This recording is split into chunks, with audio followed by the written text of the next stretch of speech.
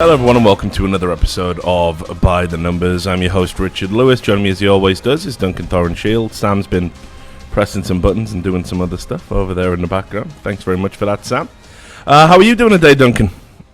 Not bad. I like the way nowadays, now that you're in Vegas, we just don't even have any small talk. We just go straight in, and then we've now extended the indulgent part of the show to even include just how we're doing in life. Yeah, why the fuck not me? I mean, we anyone tweeted you this week? Yeah, definitely have. No, I mean, it wouldn't matter whether we did that or not. People would just imagine that we did anyway. So exactly. we may as well get the fucking benefit of doing it. So, here's the thing, Rich. One thing for people who don't know, by the way, I mean, you run shows the same way I do, mate. Like, unless it's like your own video. Whenever I do a talk show, I don't really know what I'm going to talk about on the talk show. You know, it's fairly easy to pick up the big topics. You see what's interesting. If something's interesting, you go with that. If not, you just go on to something else. You know, people might think there's a lot of prep work goes into these things because a lot of the early internet talk shows were like that. They tried to make it like a TV show, and to be honest, it was way worse for it. You know, like I had people when I was at On Gamers telling me stuff like, "Never make a talk show longer than an hour. You know, you've got to have like all your topics, and you know, if the topic takes more than 10 minutes, move them on." And it's like I've literally ignored every one of those rules. I think every talk show's been better for it. So since we haven't discussed this at the beginning, are we going to actually discuss on this show to some degree, even though it's not related to CS, that thing with that shooting in Jacksonville? Well, absolutely. I don't really see how we could not do it. I figured we would discuss it. Like I say, we haven't actually talked about all fairs. I want to ask, but one of the things I wanted to say at the outset was a lot of the time, right, I understand why people get like a certain stigma attached to them. So, for example, I just published a video about Riot Games, sort of making fun of some of the silly things they said and some of the mistakes they made. So it's very easy for people to say, you just hate Riot Games and you're always very negative. And I don't even blame them when they say that, because a lot of my stuff is very critical of Riot Games. And I clearly talk a bit of shit on them for fun as well, right? Well, so obviously, the stigma has a logic to it, you know, but it's not like I came into the game like, right, never seen League of Legends, but fuck that company. I'm just going to, you know, there's reasons behind it. It's just that until you get to know my reasons, you might just on the surface assume I'm a hater. So likewise, people are going to assume, and obviously it's something you get thrown at you, that you're like too paranoid or like you're blowing things up when people say like they're going to kill you or they're going to come and fuck with you, Alan, etc. You were way ahead of this. You told me, I think, like over a year ago that like event security is going to be a big deal. I remember when I had an issue at ESL New York 2016, the first ESL New York, where I don't blame ESL. They actually did have security. It's just the security didn't do their job. Like, because they couldn't tell who the difference between a gamer was and someone who was on the talent. A person, no joke, walked up while I was doing the analyst desk and just walked behind me. And by the way, there wasn't any space between the back of me and the chairs. So they had to like squeeze past us while we were on the camera doing that. So all I was doing, I was just talking to Yanko like this, and suddenly there's a person like right there behind me. And I remember I literally said to like the ESL people in no uncertain terms, like, if that can ever happen again, I'll never work another one of your events. Like, I won't make a big deal out of it, but I just won't ever work your events again. Because that's like, I know that kid wasn't going to do anything, but that can't be allowed to happen. And again, people thought, oh, you're being a bit of a diva now, aren't you? Esports events have always been a bit loose, you know. Come on, it's only a fan. It's like, but the point is, it only takes the one time it goes badly before it's a tragedy like this. Yeah. Well, look, my reply to all of those points is sponsored by Rivalry.gg, who obviously sponsor my YouTube channel. And if you sign up with the referral code RLS, you'll qualify for up to $350 of VIP bonuses. So, look, yes, how was that? Pretty good, right? Not bad. Thanks. Not sure that's where they wanted to plug, but you know, okay. They have to take them where they can get them. Yeah. So anyway, look, yeah, you're right. I mean, I actually saw, because obviously you can imagine the type of comments that were put on the CSGO subreddit, because there was a, the number one post for like a day was obviously discussing what happened in Jacksonville. And for those that don't know, I guess it's important to kind of qualify it. There was just a terrible incident where there was a Madden tournament that was being streamed live on Twitch. One of the competitors that lost the game went home. These are facts that we know. Brought a handgun back to the event and was able to enter the event and then open fire on people. Police haven't commented on motive, so I'm not going to. Those are just established facts. I mean, we've already seen, exactly what we talked about in the last episode came true, right? People going, don't politicize this by talking about gun control. And then the same people who were fucking saying that then went, but look at this Reddit account. Yeah. And he's anti-Trump. He's a member of Antifa and the Resistance. I mean, all demonstrable lies. And then it turned out anyway that the Reddit account they linked to was just a random Reddit account and not the shooter. So all of those right-wing people who were like, don't politicize this, went out and immediately politicized it and then just named a completely wrong... everyone's a fucking moron. But anyway... By the way, that's one thing I'd just like to say to the actual esports people watching the show, right? Even though I'm not saying these are exactly the same level of stupid opinion, when you hear someone in the news politicize this topic and make it about gaming, like gaming's toxic, it's just gamers, you know how you hear that and you go, right, well, even if there was any element of truth to that, like, for example, obviously there are toxic people who play games because a lot of people play games, so there's going to be some people. Obviously, overall, when you know the person hasn't looked into that topic, it just feels at best a bit gauche. Like, come on, man, don't make it just about that one topic. Like, that's not the whole issue's about. And it does take light off the actual tragedy, which is about something very different. Likewise, if you're in esports, don't just make it all about gun control. If that's your thing, okay, I get that. But this isn't really the time to do that, because if you have great points about gun control, there'll be great points a week from now where when you then reference this shooting, there won't be the same sting. But when you do it the day after or on the day of it, it's like that you are essentially just trying to co-opt people's really emotional state to then sort of basically bill it like you're a piece of shit if you don't agree with my opinion on gun control, which again, I mean, I definitely think gun control has an element in it because the person had a gun. Okay, we can have a debate there. But I would go ahead and personally say stuff like mental health is probably the biggest issue there, because normal people don't go and kill people with guns regardless of whether guns are available. Yeah, I mean, look, obviously that's an entirely separate issue, and I don't want to get down the big picture stuff because I'm reliably told by YouTube commenters that we shouldn't do that, and I'm already projecting myself into the future where I am reading tedious comments after we put this live on YouTube of people just saying all you ever do is complain, and I mean, some people did get shot. Sorry for talking about it, I guess. Sorry for talking about a guy, driving a car into oncoming traffic and killing kids. And it was somebody endemic to the CSGO scene. I'm sorry that this isn't talking about, look, there's been a roster change. I'm sorry, there's more important things to talk about. I'll endeavor to try not to talk about them because obviously that's not what you guys want. But look, what I will add to that was I tweeted out saying, because originally it was reported that there was 4 dead. Right? I mean, this is what I keep telling people. I feel like it seems to me insane that I have to keep repeating these basic facts. That, official sources are not eyewitnesses at the scene. Official sources is not hearsay from other people and all this other stuff. Right? The police are on site. They have the resources and manpower dedicated to it. I'm not saying journalists don't do a good job and you should dismiss them out of hand, but unfortunately the world in which we live is journalists trying to fucking just get information out there quicker than anybody else, and it comes at the cost of fact-checking. And when I woke up, I got a phone call. Richard, there's been a shooting, and I was like reading up on it. The original reports were there were 4 dead. And of course, it was 2 individuals that were tragically killed, and the shooter himself. Now imagine you're a parent, and you're on, you know or suspect your kid might be at that event. I mean, the difference between 2 and 4 is huge in terms of stress, and it's just. I saw one journalist post an interview live at the scene, and it was with a guy who was clearly on some sort of drug or wasn't all there. Yeah. And the journalist was interviewing this guy, and he was going, "Yeah, well, I'm a former Marine, and I saved one of the boys' lives, and I saved his life." And the journalist goes, "Well, how did you save his life?" And he went, well, "I'd rather not say about that, but I'm a former military trained Marine. I had my own piece, and I was checking the scene to see if I could return fire." And I was like, "Why are you putting this out?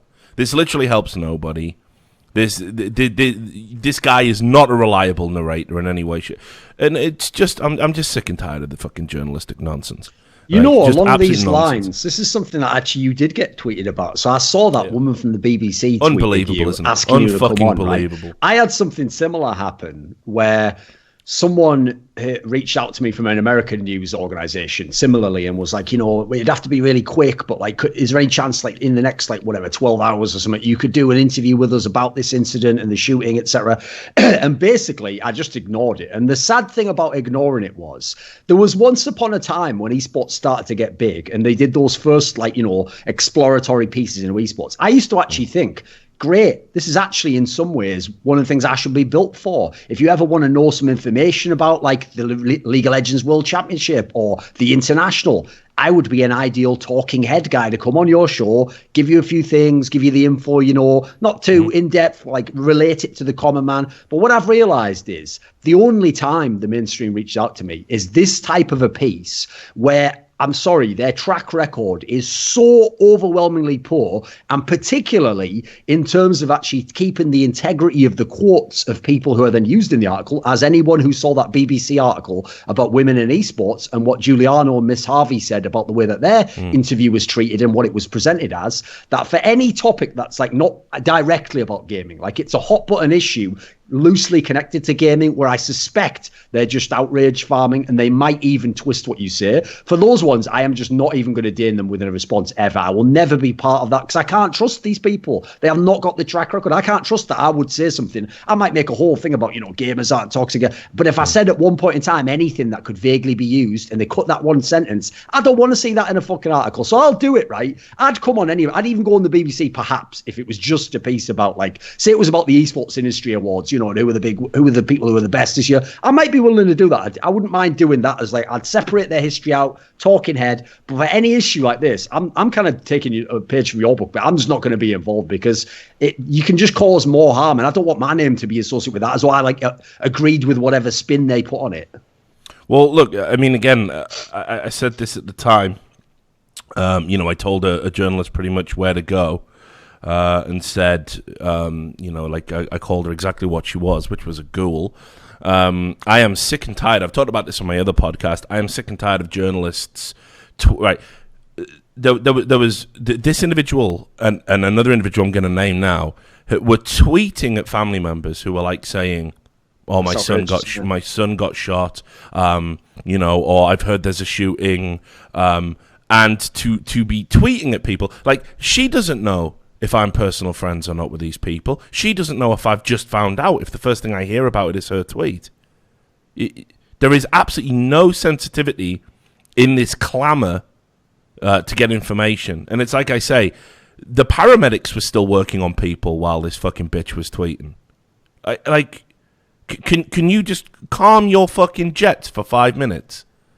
Can we actually find out if people are going to make it through the night first? Is that all right? And it's not all right. They don't give a fuck. There's a guy called Zach Newman. His Twitter handle is @ZachNewsman. And he is a guy who is what he calls himself an investigative multimedia storyteller. So you know immediately he's a pretentious prick. And that is a mad term. That's not bad. Actually. You know what I mean? No, it always reminds me of the Garth Marenghi introduction where he goes visionary, dreamweaver. Not you're a hack who writes 2-bit dime store fucking horror novels. That's the joke. This guy obviously has straight fucking fire. But obviously Zach Newsman didn't get that part. Anyway, he put a tweet out where he said, I'll read it to you.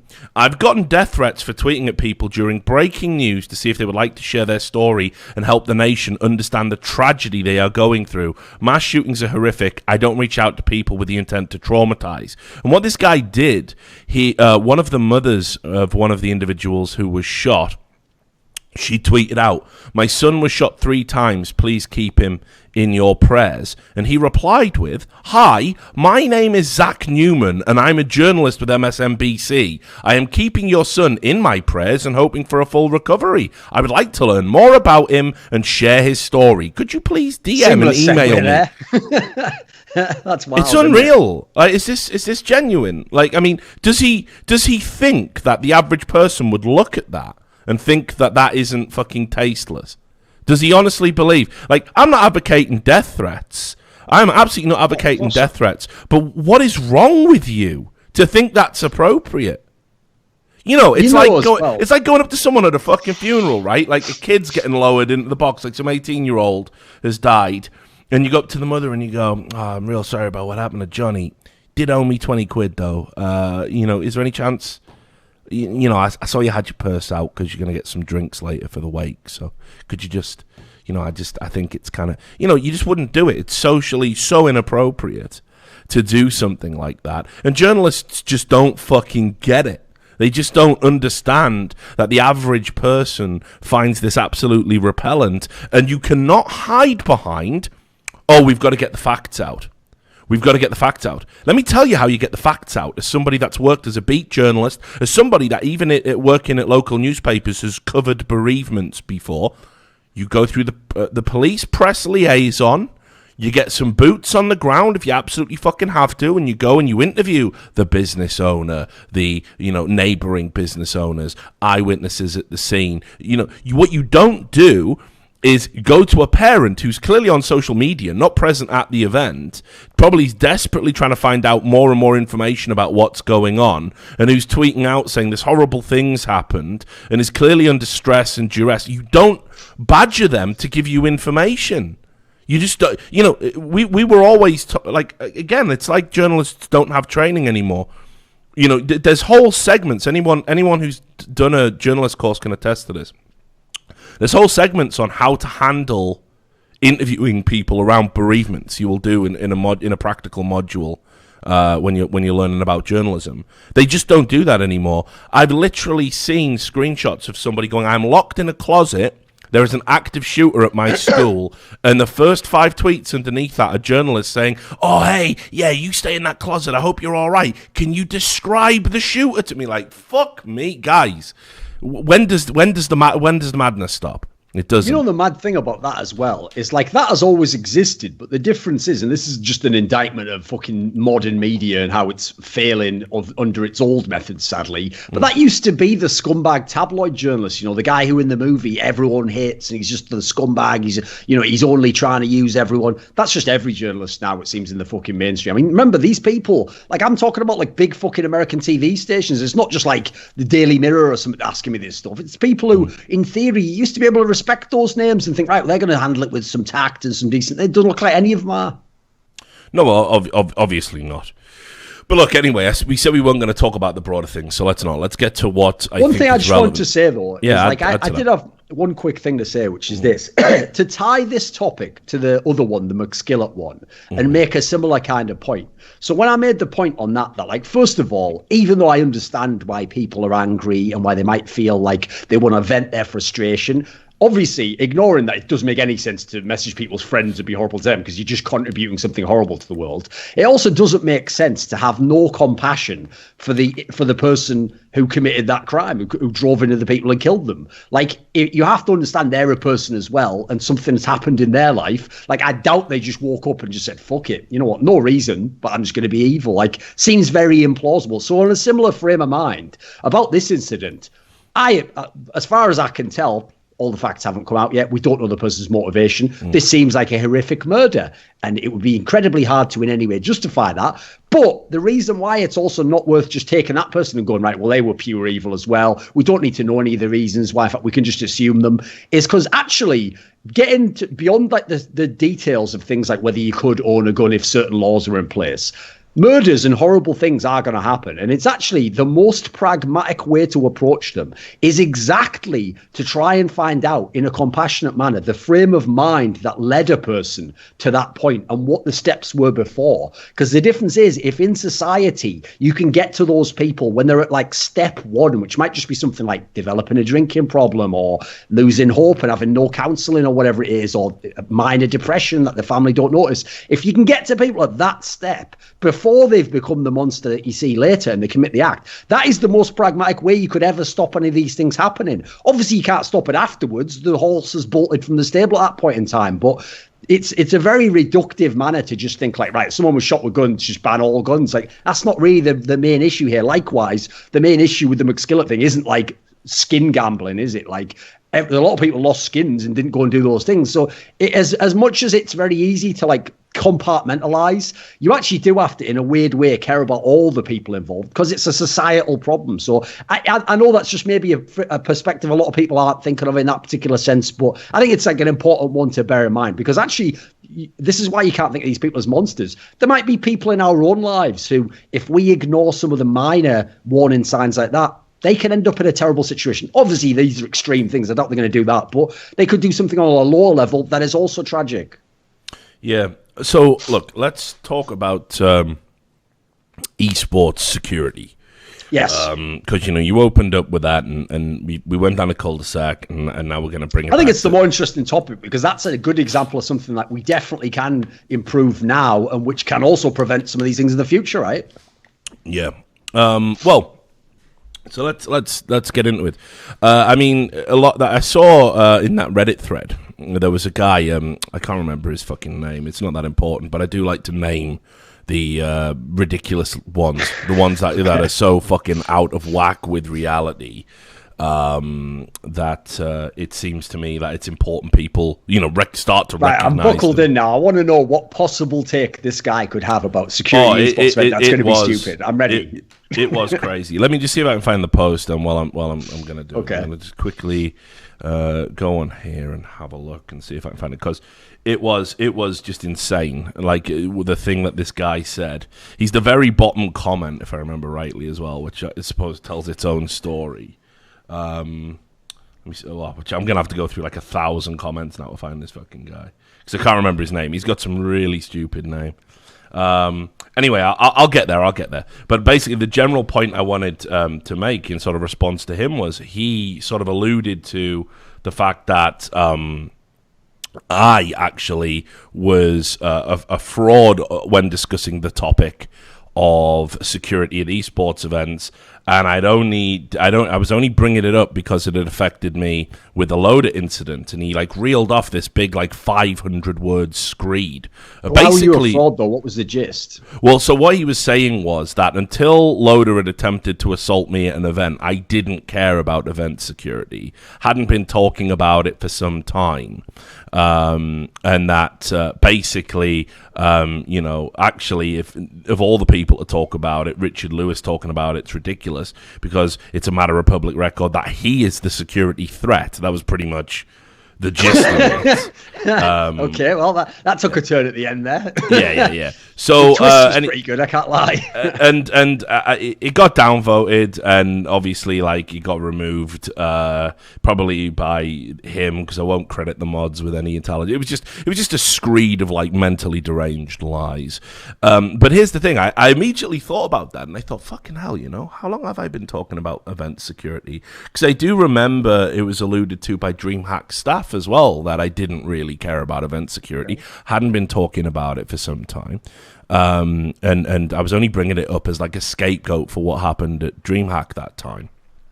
So I went onto my YouTube channel and I found a video from obviously before the loader incident. It was the one where me and Sam went to ESL1 Cologne and we hired that psychic to cast a spell on Freiburg. Yes. So I think it's just called get my hair shaved. Yeah. I think it was just called NIP, Do You Believe in Magic? If people want to go check it out. And one of the things we talk about in that video is security, because the event is vast. It's ESL1 Cologne. It's in a stadium. And to get from the player area to the stage, players had to walk through fans next to an open door that people could just come up the stairs into the Lanxess Arena or whatever it's called, and just straight in there, and players were just being accosted by fans. We had people around us like asking for autographs and stuff.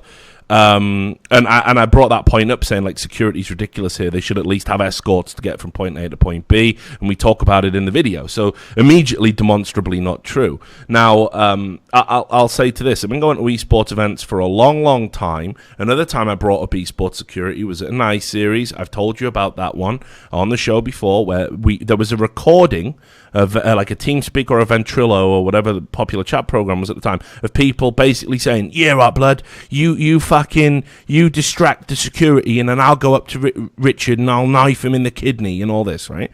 It was like some dog shit team.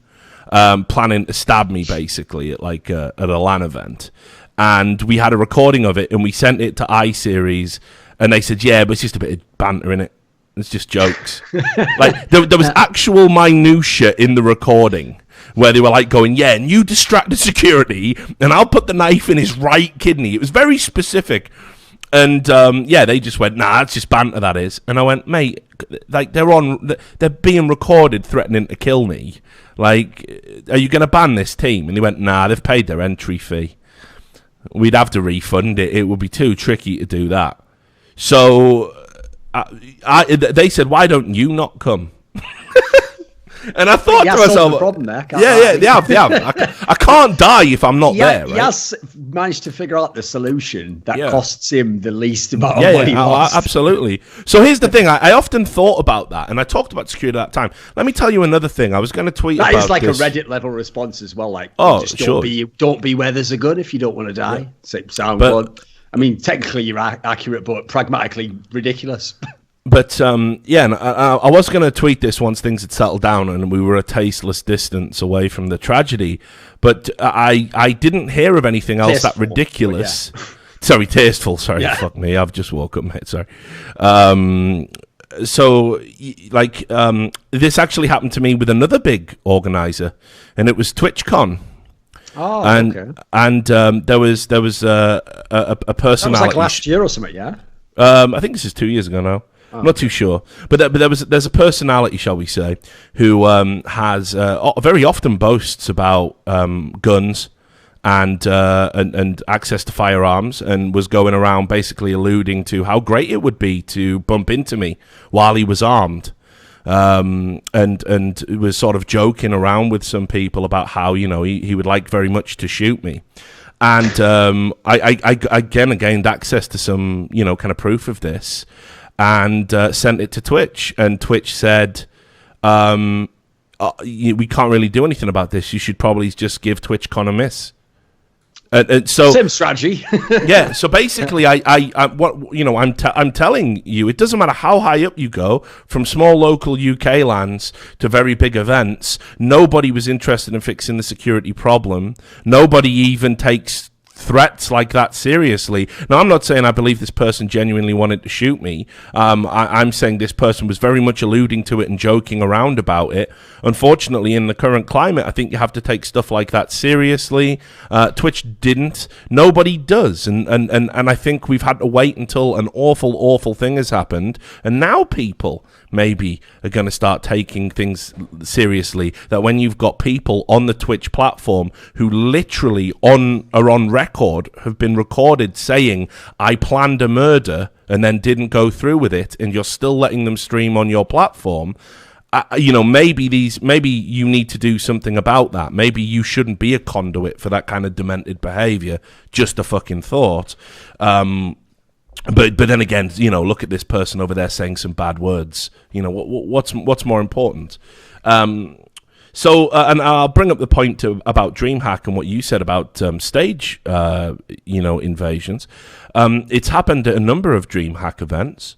DreamHack have put a statement out, which I'm going to read you in a moment. I think it's fucking hilarious, and the only reason DreamHack have put a statement out saying they're going to improve security is because Summit 1G called them out. Shout out to Summit. He said the funny thing, Richard, is that, but basically very quickly, when you said that the DreamHack staff themselves, remember that would be like end of 2015, early 2016 when they were making that statement. If they themselves denied that anyone had ever made this an issue, well, if you remember, it was DreamHack Winter 2013, the first major. That guy just came up on stage when I was doing the fucking analyst desk and just like stood there next to us. Now, luckily, all he did was stand there and like troll us or whatever. But again, we have no clue what the fuck's going to happen there. And they didn't even seem to give a fuck about that. They thought it was funny. Like, haha. Remember when that guy was on set? I was like, what are you talking about? Why is he allowed up there? Yeah. And this is what I mean. It's like, they make a point of inviting, like, or they used to rather, before they became soft and PG. But they, make a point of inviting contentious characters, like me, like you. And they're like, oh, yeah, this is the DreamHack with the edgy. Look, edgy people, opinionated people get threatened all the time. I'm not some fake-ass Day 9 type who's a monster behind the scenes, but you would never know it because he wears so many fucking masks. You know, like I'm very much what you see is what you get, and unfortunately, a lot of people don't like what they get. So, you know, I'm at risk when I go to an event because somebody that takes a dislike to something I've said on Twitter might be very seriously fucking disturbed and might want to act on it and might want to do something to redress a perceived Twitter slight. So security is important, and not letting people on stage is important. And, you know, the only reason DreamHack have responded, and they put a statement out today, which I'll read you in a moment, but or yesterday rather, the only reason that DreamHack have responded is because Summit 1G called them out. A big streamer said, every time I've been to a DreamHack event, I've got in with basically no checks, right? Just no checks. And because of that, they've now, I mean, because Summit's obviously far enough up the food chain. Forget the fact that I talked about it. Forget the fact you talked about it. Forget the fact Yanko's talked about it. We're not big enough. This is another part of the endemic problem with esports security, and that is that unless somebody big complains about it, nothing gets done. Doesn't matter that it's me and you who are at risk. Doesn't matter, right? Our audience obviously isn't big enough. Summits, though, right, now you're talking one of the top Twitch streamers. Now we've got to put a statement out. I'll read you the statement. It's laughable. Which I wouldn't expect anything different from DreamHack. It's the classic, right, well, we've been called out, so we better put out a statement that says absolutely fucking nothing, and just hope that nobody realizes that it's a mealy-mouthed bullshit statement that means absolutely nothing. So if you can go to the link, company.dreamhack.com. It shows it's very official. It's called Statement Regarding Event Security. And it says, we would like to extend our deepest condolences to the victims and everyone else affected by the shooting in Jacksonville, Florida. While we cannot provide any details of how we work with security, we can say that this is done in consultation with law enforcement and security experts. This work is always ongoing and involves all DreamHack events. We consult and have an active dialogue with the police as well as the Ericsson Globe security team regarding this event's tournament in Stockholm. The latter has a long experience of event security and will have all their standard security measures in place for the Corsair DreamHack Masters Stockholm. So it just sounds like, well, yeah, we're working in conjunction with the venue security, which very often happens when you hire a venue as a third party, and pretty much, yeah, it's going to be okay. We're not actually taking any special measures. That's pretty much what that says. But anyway, that was just a way of deflecting the criticism, and they seem to have forgotten like just how many times it's happened. First ever major we talked about. Obviously there was the loader incident with me, and I think it's hilarious they're talking about how their security works in conjunction with the police and security experts. Before the loader incident occurred, I went to DreamHack Security and said, there is this guy, this is his name, he is saying he's going to come backstage and find me for a fight on Twitter. You might want to factor that in, because I think I get the sneaking suspicion he will actually do it. So DreamHack Security couldn't stop somebody coming into a backstage area they weren't supposed to be in, even when they were tipped off in advance. And not just tipped off in advance, somebody was going to do it. This specific person was going to do it. Then on top of that, Hardly's fucking Sherlock Holmes required to crack that case. Exactly. It literally had Alliance clothes. Elementary, my dear Watson. Yeah, exactly, right. Then on top of that, it's also super famous. Because I've had to eat shit about it for 3 years, and because the only thing that's out there is just the lies that was published, courtesy of a concerted effort from DreamHack staff actually lying. A fan of Loader from PC Gamer called Chris Thurston, who had interviewed Loader one time and just had kawaii hearts in his fucking eyes every time Loader was mentioned. Because of this these three people, basically my entire life is ruined. So that's all reasonable, I suppose. I just got to eat a plate of shit everywhere I go. Ha ha! Didn't you choke? That guy never choked anyone, mate.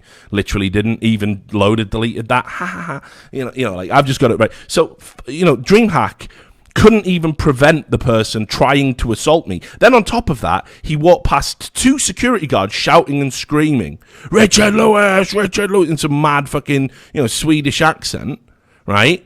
Literally walked past two security guards doing that, and then I was next to two members of DreamHack staff who, sure, while they're not security, I'd like to think that they should be fucking doing the Kevin Costner bodyguard bit if somebody they fucking hired to work their event is about to get punched. But no, absolutely not. In fact, they, much like everyone else, their preferred outcome was if Loader had come and assaulted me. right? I mean, they lit that. That's clearly what they wanted to happen because you had about 5 instances to stop it. The very final instance was there was 2 members of staff here who were very keen to start clawing at me when I had to defend myself. So the idea of DreamHack talking about security is laughable. Then what happened after that? Right? After the DreamHack Loader event, I would have thought, they might have taken some security measures. Instead, they were more interested in trying to blackmail me into signing an NDA, saying I could never talk about it again. This is all public record. I don't understand why no one ever talks about any of this stuff. They literally put me in a corner and told me to sign an NDA, saying I could never give my side of the story. And if I signed that, they would let me work with them again. You're trusting this company to fucking actually give a fuck about security for people, are you? What happened at DreamHack Leipzig immediately afterwards? Do you remember? Because I do. No, it was somebody invaded the stage with Yanko there. You remember that drunk guy? Oh, yes. And Yanko sort of like told him to fuck off or something, right? Yanko had to push a guy off stage at a DreamHack Leipzig event. You know, that's Germany. one thing, actually. This is another reason, by the way, also why I really, really think the security is important. Forget the person who does the horrific thing. That is an anomaly, but obviously you want to go against it anyway, because as I say, if it happens once, it's too much. That's one time too many. But another reason I'm actually legitimately worried is like, okay, if I'm getting a Neil Yanko over the years, some of that, like, from fucking Serbia, some of that is a little bit of bravado, and when they know you're not from their region, you can play it up a little bit, like a Russian might. If he was out of town, he knows people are going to think, oh, he's pretty crazy, he's Russian, like what will he do? Some of that is like you do it as your persona. But when I first knew Yanko, he used to say that whenever someone would come like really close behind us, he'd go like, if anyone ever walks up to me like that, I'll just punch him. And I would say like, oh, I know you're just joking, but don't even say that. Like that, like even though you would be in the right, that would just be like one of the worst esports looks of all time. A person just walking up on camera and just getting lamped by a fucking analyst or something like that. No one wins in that scenario. So that's another reason why that shouldn't even be a possibility, because who knows how someone would react. Well, that's the other thing, isn't it? I mean, again, obviously I was already a fucking unpopular character, for a variety of reasons. Like, people always go, oh, why is it always you, Richard? Why is it people? Because I've been like a guy who was literally told the unpleasant truth for 15 years. Like, you don't make friends doing that, by the way.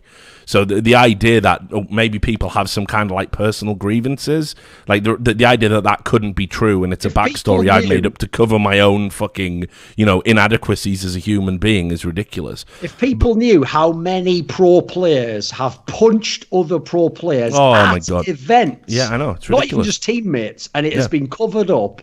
And even people like us who know it don't say it, because we also don't want to like put a black mark on that person's name forever. And, sometimes it was just a misunderstanding or drunk or something stupid, and you forgive and you forget. But yeah, people do treat that one thing as though you literally like, they treat it as though you're like, well, I was going to say as though you were like fucking Ray Lewis, and even they dropped it because he was such a good fucking NFL player. They didn't even mention that towards the end of his career. So I mean, but again, right? What position does it put me? Right. So nobody ever links it, right? Yanko having to push someone off stage. What happens if that guy pushes back? What happens if that guy takes a swing? What happens then? A good example would obviously be that Red Eye one where the fucking guy was like getting right in his face. And I think it's only because that guy was a little fucking worm and nothing happened. That looked like it. If that was like a different setting, that looked but it's like, I don't understand the mentality. Like, what do we really want here? Because I remember after the Red Eye one, right, with again the guy, what an idiot, the classic, right? I remember that one, and loads of people were like, because it was Carmack that helped pull him away. And we all know Carmack does judo because Carmack likes to tell people he does judo, and so we know it. We know he does judo. And, I remember loads of people going, ha, Carmack should have fucked you up. He does judo. And I'm like, well, hang on a fucking minute. And then with Yanko, Yanko should have punched him. And I'm like, wait, I literally pushed a guy by the neck to stop him headbutting me. And I've been demonized like I am the worst human being on planet Earth. I don't understand what we want. Like, what are we saying here? So, look, you can immediately see we've had a guy threaten Red Eye on an ESL event. We've had 3 stage invasions I can think of at DreamHack events. We've had the Loader incident at a DreamHack event. We had the incident where Stunner had to push the guy away because he was going to try and do something. Just to invade the camera space, but same thing. You can't know what they're going to do. Yeah, you can't know what they're going to do. And I am sure there are many instances at these Call of Duty console events, which I'll say. I am not, especially because those are more the LAN ethos, aren't they? So like they're a bit I'm not an expert on those events. I haven't attended many events, but I've certainly seen players get in each other's face and square up, and there's no incidents there. Somehow it just doesn't escalate, and everyone goes, "Well, of course, no one would ever hurt each other at an eSports event. It's all banter." It's like, guys, there is an undercurrent here which you are going to have to start addressing, because we can't wait for shit like this to happen before we actually try and fix the lack of security. And this is one of the things that I find so repugnant about the FGC. When we did E-League, we had two guys who really disliked each other. It wasn't for the cameras, K-Brad and Wolfcrone. Two people who'd really got in each other's faces, were very hostile. It was a grudge match. And we did two. We actually said, can we just have the security guard a little bit closer to the stage there? And I said, I think it serves two purposes. I think, first of all, if ever there was going to be an incident, it'd probably be between these two guys who dislike each other. I don't think there's any other kind of security risks in terms of competitor on competitor action at this event. And second of all, it's kind of funny, makes it a little bit like WWE. We've had to call in the big security guard, and like that guy who it was like my personal bodyguard at the event. So I knew, like, I really liked the dude, and I wanted him to get some shine and be on camera, and I thought the FGC would think it was funny. What I didn't understand was the FGC have to hate E-League because it's mainstream and fuck eSports. So that was immediately interpreted as Richard Lewis insists that there is a security guard on stage because two black people are competing in a computer game. That's what I was told. And guys like Ultra David and all these fucking, gatekeepers were basically happy to endorse that viewpoint. They couldn't understand that maybe security was a good idea because at, like, EVO, there had been, I don't know if you saw that, where they were handing out the prizes and one guy, like, got up out of the crowd and was squaring up to someone else saying, do you want to take it? He went right in his face or something. Yeah, like... I hate to say it, and again, I know that this is in a very close proximity to a tragedy, and I don't want to say something as flippant as this and cause anybody any distress, because that's not what I'm about. I hope people realize that. But the reality is this: it's a miracle. It's a miracle we got this far without something like this happening. It really is, and my heart is fucking in a million pieces for those people. And it's definitely a watershed moment in terms of how esports goes forward from here, and how seriously we have to take event security. But I am amazed we got to 2018 without a serious act of violence being perpetrated at an event, because security is a fucking joke across the board. Richard, this was nobody listens. Like, the other thing is as well, that the reason I'm amazed is because this was seemingly just someone, like, impromptu doing this. As alluded to by the Summit comment and some of the things we've seen where, like, for example, a great example would be the number of times I've been at a big event that has security, and then I go into the green room and there's just someone's mate there. And it's like, what? Yeah. Like, even though I get it that is just someone's mate and you've let them in, like... Well, anyone can just get in if they're friends. Like, have you vetted these people? You know who that is. So all I would say is this: just be glad nothing properly premeditated has happened, where someone planned a whole thing and knew the layout and heard some of these fucking interviews and thought, I could just go in without a pass, or I just have a day pass and I say, I'm a friend of one of the players. Like, the actual, like, scale that things could have gone could be much worse. So that's why we're going to lock it down now. Yeah, and look, and I'll add one more example just to sort of show people that this is not a fucking joke. One of the best things about working at E-League actually was, like, how seriously they took security, and not just security for everybody who attended, but security for me in particular, who was this contentious personality who was constantly bombarded. It was just an alternating cycle for 2 years. It was just fire him, fire him, fire him, fire him. Oh, you're not going to fire him? Let's kill him, kill him, kill him, kill him, kill him. All right, we'll go back, get him.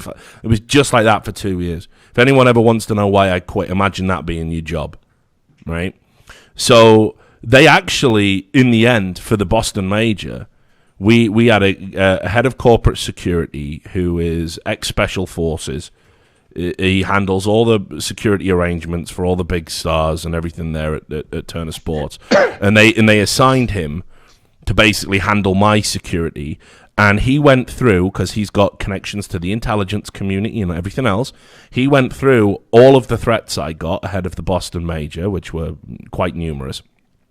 And there was a couple that were credible. There was a couple that like flagged some of these people had,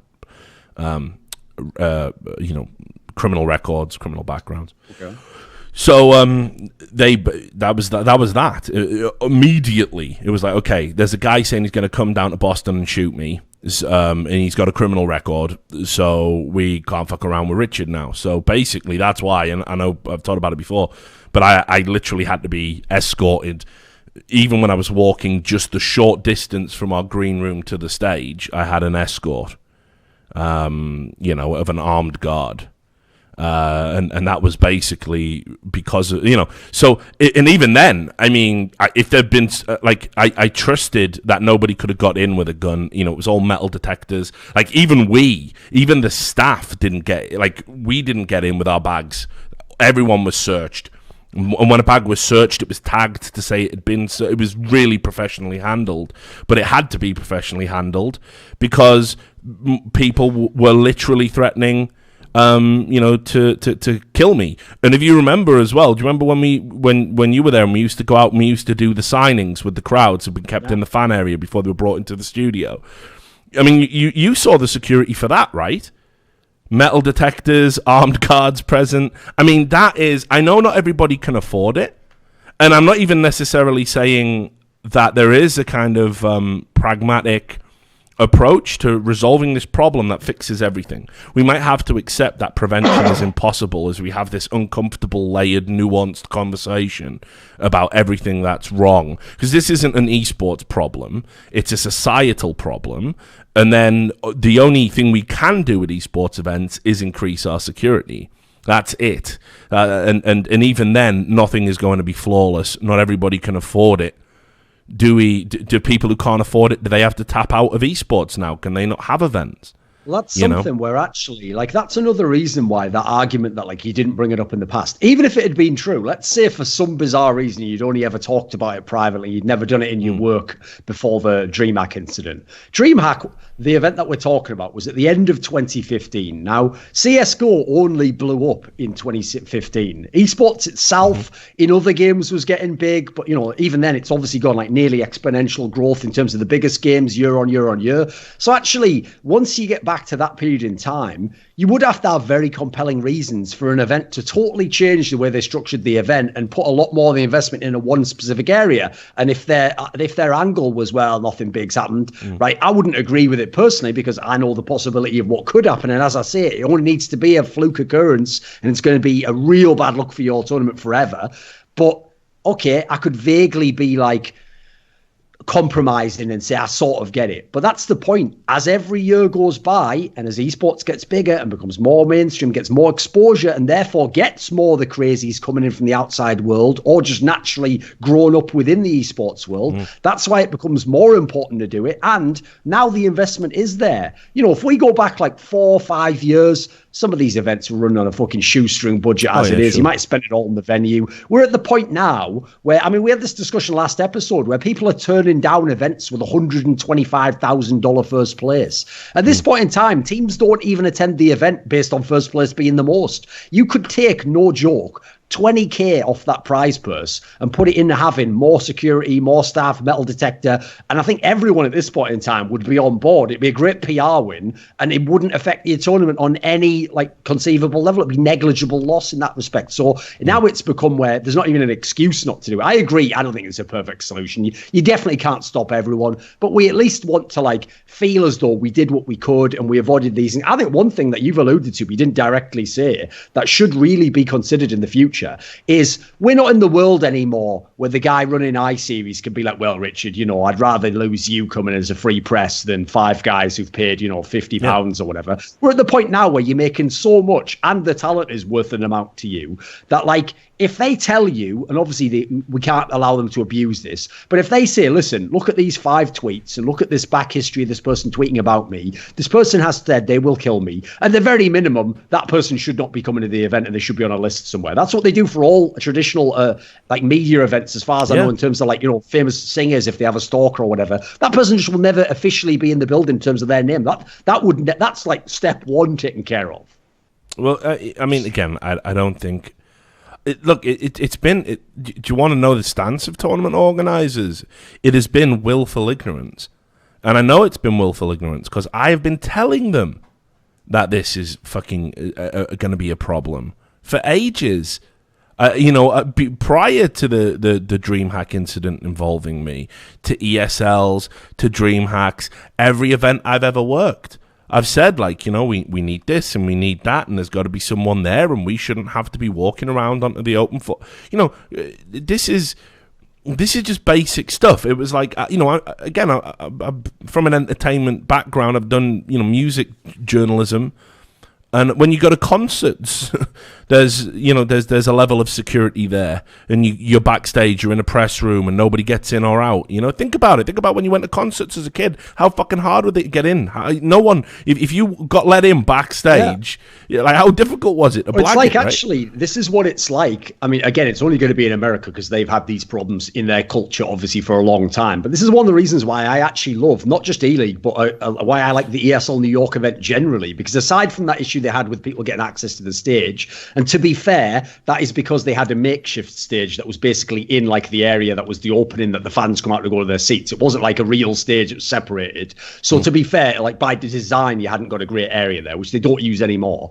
But to even get in the building there, you absolutely have to go through a metal detector. You have to have a pass that says who you are. Like, I'm not joking. If you go on day 2 and you're me or Yanko or Machine, someone who they're seeing on stage, you won't get in without a pass. Like, you'd have to call some sort of ESL person, go back to your hotel and get it. And what's funny is when you first do an event like that, you go, come on, mate, I'm on the stage, but I'm actually glad they don't let you through. Like, what? So then someone just has to turn up looking vaguely like me, dressed like me, and go, I'm sorry, I'm supposed to be through. Well, and then he gets in, does he, with the summit in his bag? Like, that's actually a good state of affairs that they have that security. Yeah. So the thing that really, I think, upsets me of all of this is kind of like the tacit understanding that tournament organizers were always kind of willing to ride that line. like, do you know what Basically, I mean? until something happened, right? Yeah. Until they were going to be compelled through the power of, a tragedy occurring. They were always willing to just ride the line. And, certainly I know that's true of DreamHack. And there's, like I say, other events. I'm very interested to see what Twitch are going to say now about all of this, because again, literally, there's been some wild shit that Twitch have stood by. I guess we'll wait and see. Just the restreaming of that certain event the other day fucking blew my mind, mate. The amount of shit I've seen taken down like that, and then. What do you know? I turned a blind eye. Oh, yeah. That was outrageous, wasn't it? Turned a blind eye with all the stuff. You know what tilts me about stuff like that is, by the way, Richard, think about this. I know you didn't make this point yourself, but it's one in line what you were saying. Same story where, why weren't all the mainstream reporting about Riot and all the sexual allegations against them? You're telling me that's not a story? Biggest internet fucking broadcaster allows illegal restream of massive pay-per-view event for hours while they're That's fucking, by the way, if you want clickbait that's real, like legit, people won't just see the headline and go, holy shit, and click it. It'll actually have something there. That's gold all day long. Where's that story? Dude, some people are just silence immune. Is deafening, isn't it? Yeah, some people are just immune, and they'll just always get away with whatever fucking game they want to run. Wild, isn't it? What's sad is eSports. I used to say this in the past just about the politics of eSports, how the teams work and how a team will lie about you publicly, but then they'll feed you the info for the next story about the other team. I used to say, and I was very naive because I thought it was only on this level, that had taught me a lot about like how politics works in the real world, because I imagine it's like that but scaled up. It's the same with everything in eSports. Like, we've already gotten to the point, I mentioned this on a past episode, where there are now certain regions and companies you can't talk about too in depth, or you might die. There's certain aspects that could get you in government trouble with certain countries. Like, this just shows you how, esports is still on a relatively low level, it's no wonder at the very top of society, like, things are just completely locked down. Certain topics aren't discussed. Certain people are just off limits. Like, it's no wonder, is it, when you get to see the little peep through the keyhole we've got now. Oh, yeah. It's ridiculous. So, look, we'll wrap up the talk about event security. I think, from my perspective, I think all the warning signs have been there for a long, long time. I've been unfortunate enough to be on the receiving end of them, as have you to a lesser degree, as has Yanko. This is, like I say, this has been something that has been a possibility for a while. Everyone says the same thing. Oh, we're just gamers, man. We ain't like that. We're not going to hurt anybody. That's bullshit. You have to understand that it doesn't matter how great the community is or whatever positive experiences you've had, it is better to prepare for the fucking worst and the worst not happen. And we just haven't done that in esports for years. We haven't been interested in doing it in esports. We've actually been very upset when people have tried to do it. See the E-League example. It's just ridiculous. And unfortunately, if you thought we were going to keep the fucking real world out, if you thought it was never going to get through, the horror that is out there in the real world has been screeching and scratching at our fucking door for years, and we've just put our fingers in our ears and ignored it. And now it's here, and it's here in an explosive flash of horrific violence. And we're going to have to adapt, and we're going to have to do something about it. And if we don't, then the esports events that choose not to, I think so. They shouldn't be here. You've got to take people's safety as a paramount. I ain't just talking about people like me and you. I'm talking about attendees. We live in a world. I mean, this is the other part of it, which we haven't even got into.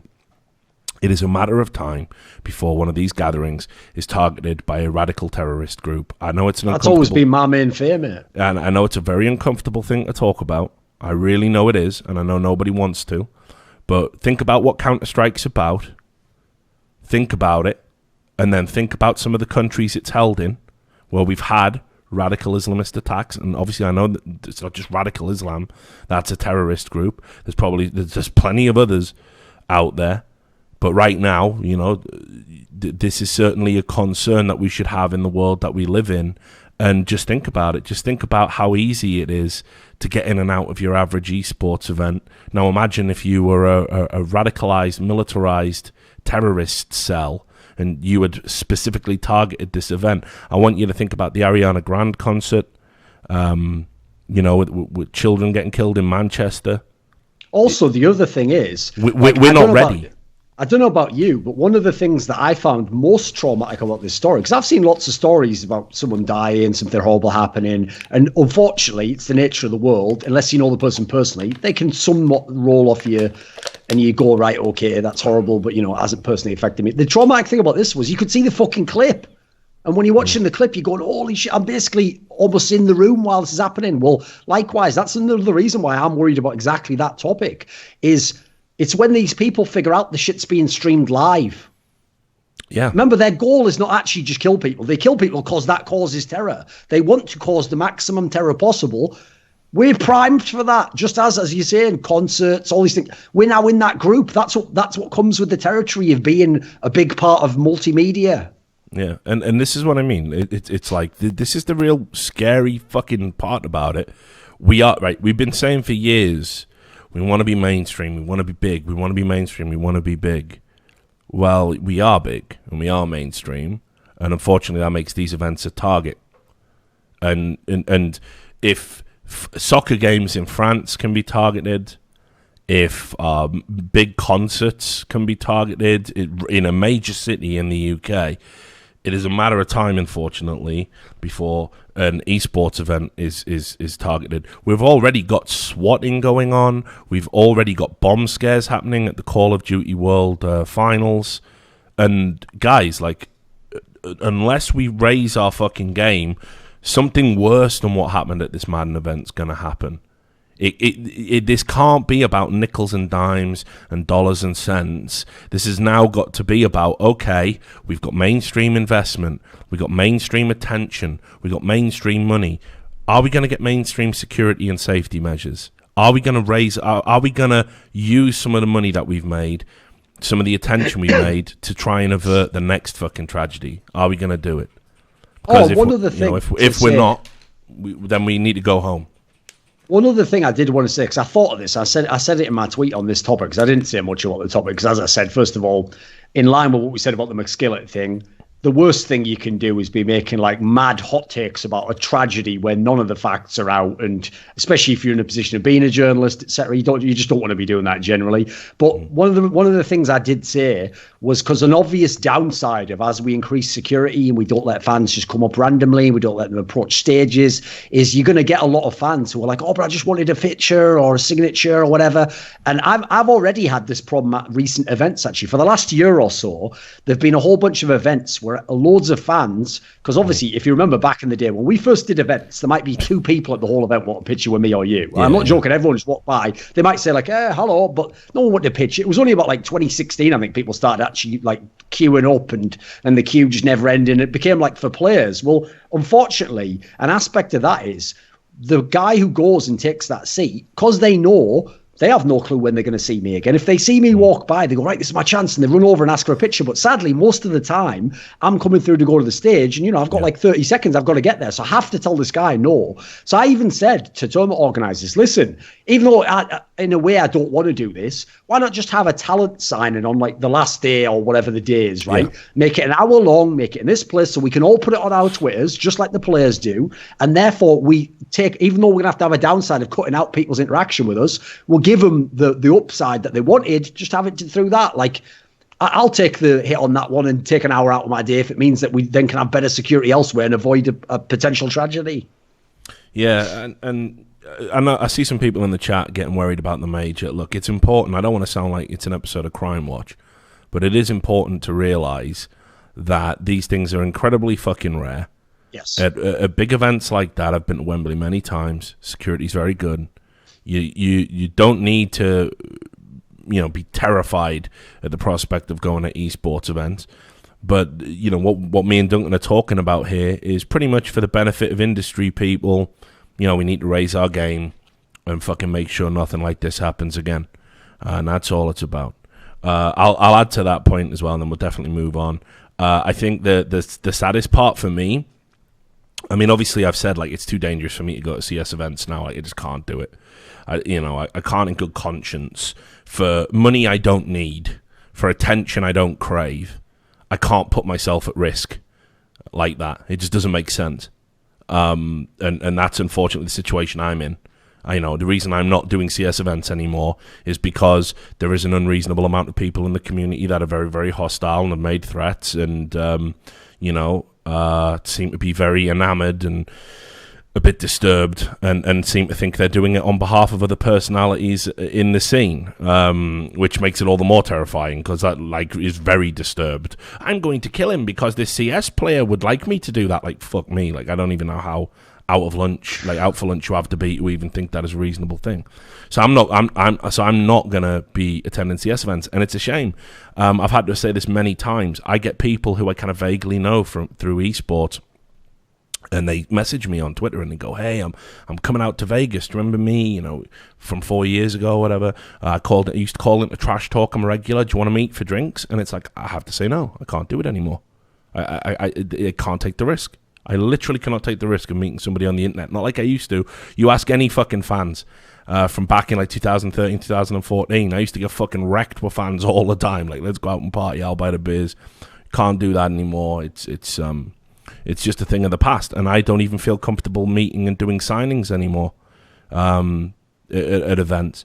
It's just not worth the risk. And I know the vast majority of people aren't obviously a threat and aren't bad people and do genuinely respect and appreciate the work. But unfortunately, we're just past that point now. We're just past that point where I can interact with you and not be afraid. Do you know what I mean? And like people go, "Oh, you fucking pussy! No one's gonna do nothing. Ha! What a pussy! Can't even defend himself." Well, yeah. Even if I did defend myself, of course, I'd be worse than Hitler. So what's the point? What's the point if I can't even act in self-defense? By the way, because of the rules you've invented around this bullshit. So it's just not worth it. But anyway, let's talk about some other things in the world of Counter-Strike. We did it again, Duncan. We filled almost a perfect hour. We're talking about a topic that people are going to be, "This isn't Counter-Strike.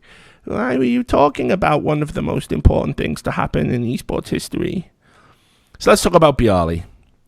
We were talking about Virtus Pro just being an absolute fucking mess of a team still, that it's kind of like a Theseus's ship right now. They keep replacing one player with another Polish player, and they think something's going to click, and we'll talk about the Zotac Masters in just a moment, but there's evidence there where they lost to MVP PK, wrecking my prediction video.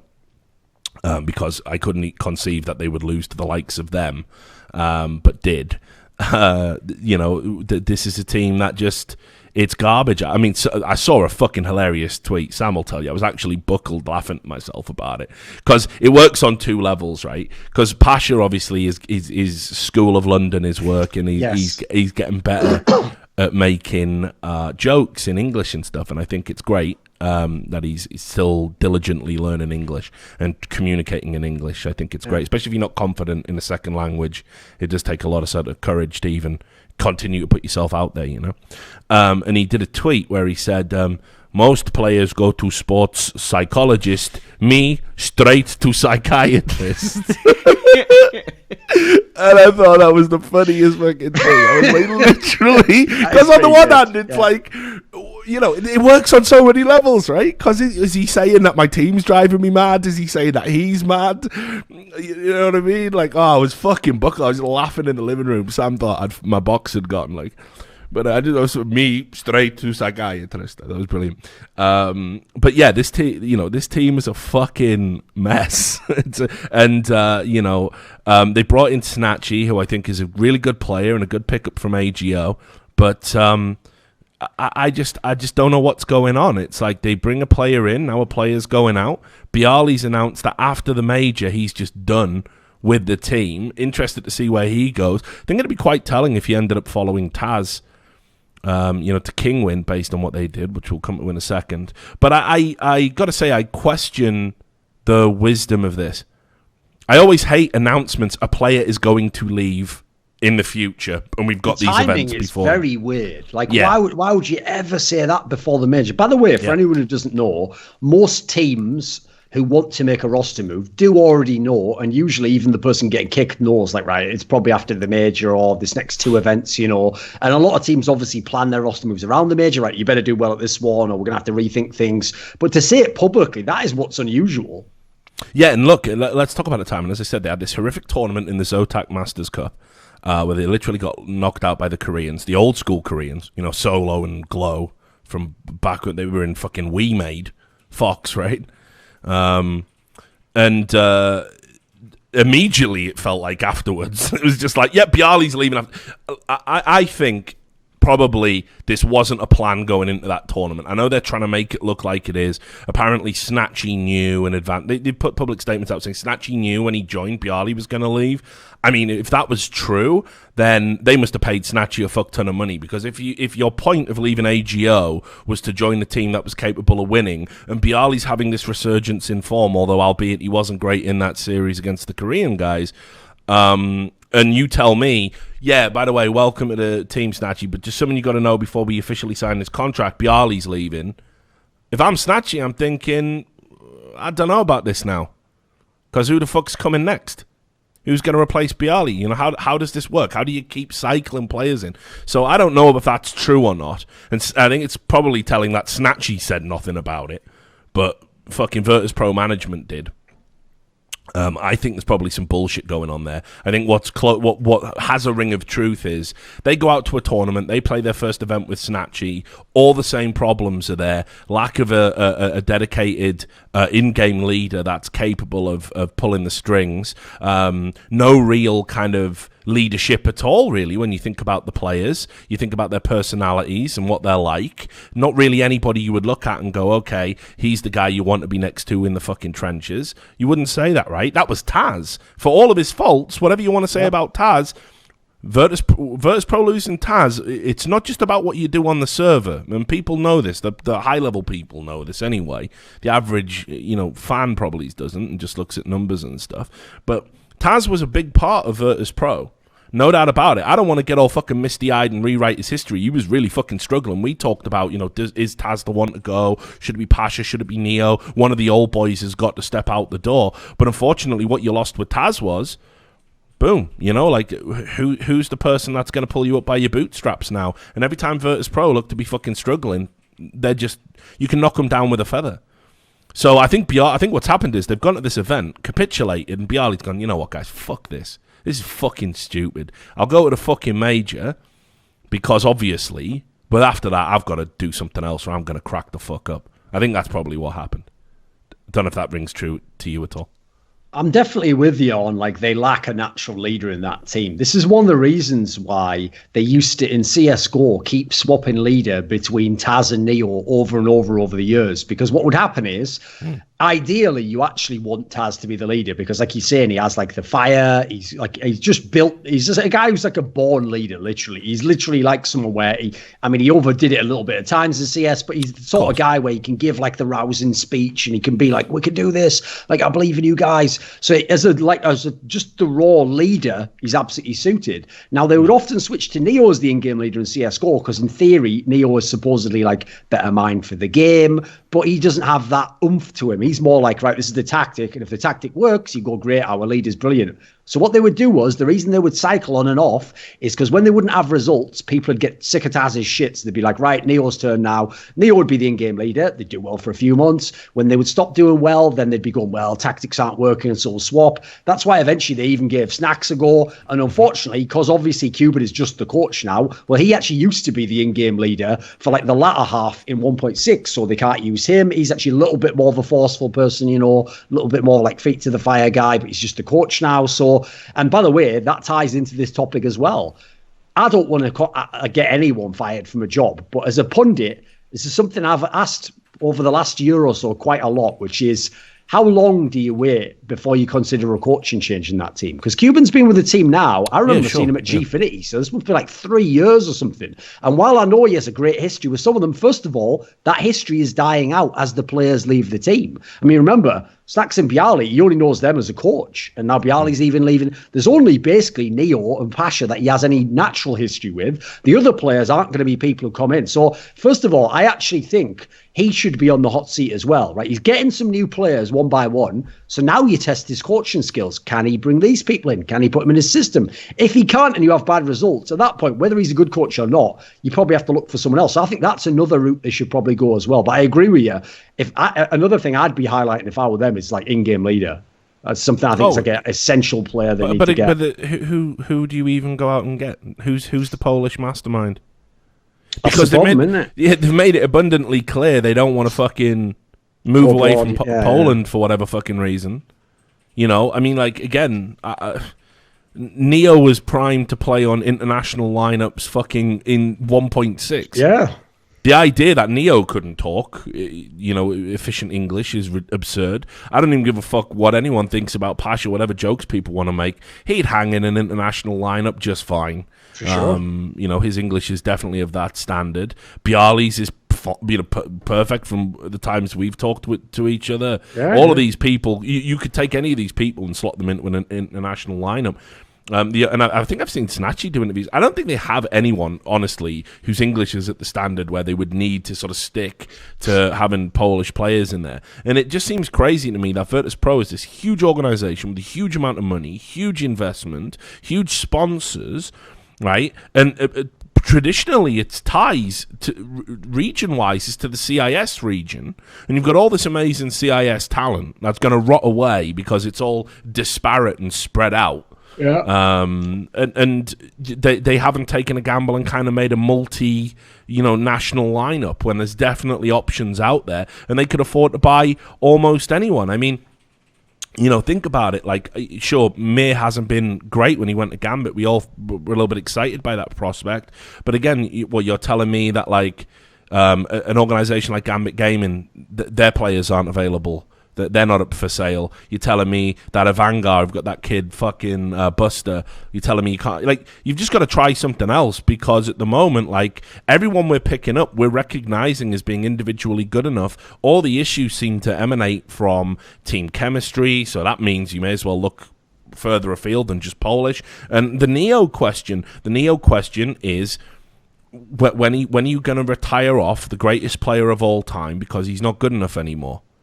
And that's for me the elephant in the room, because Pasha's playing well. Even though he's always talking about streaming and quitting and all, he's, Neo has been the colossal drag factor of this team. I don't know if Pasha. I don't know if Pasha knows he's doing this. Like, I don't think he's thought this deep on it. I think he really does. Because here's one thing I have respect beyond anything about Pasha. I actually like him anyway, but I'm not saying that as like, oh, he's an arsehole, but I respect this. One thing I really respect about him more than anything, though, is he is one of the few CS players I know that you would never expect it, but has like become a fucking amazing at branding. Like, he was one of the earliest people to have a big Facebook that was big. Yeah. It was like him and GetRight were the only ones like fucking blazing that trail. People like Olaf Meister didn't go and waste any time on shit like that when they were the number one person. So the way he's built it up, I could believe that when he does these tweets that are like a bit emo after the game or puts them on Facebook, he is just trying to address his fans. But actually, I feel as though a lot of the stigma about the idea that Pasha was like shit this year and last year, I think a lot of it didn't even hold up. Like, I think in a lot of the tournaments he was doing fine. He maybe had a slump like a year and a half ago, but I thought actually he's been one of the better players in Virtus Pro for the last year. It's just that because he comes out and says like, sorry guys, I have bad game, maybe I retire or something like that in a tweet, he first of all becomes the scapegoat because people think he's admitting to being bad, and then it continues the stigma that he's the bad player in the team. So people like Neo who never say a fucking word and have that like royalty status that means they won't get criticized actually kind of skate by a little bit. So I don't know if Pasha knows he's doing that, but he's actually sort of like the fucking flack for those guys, as it were.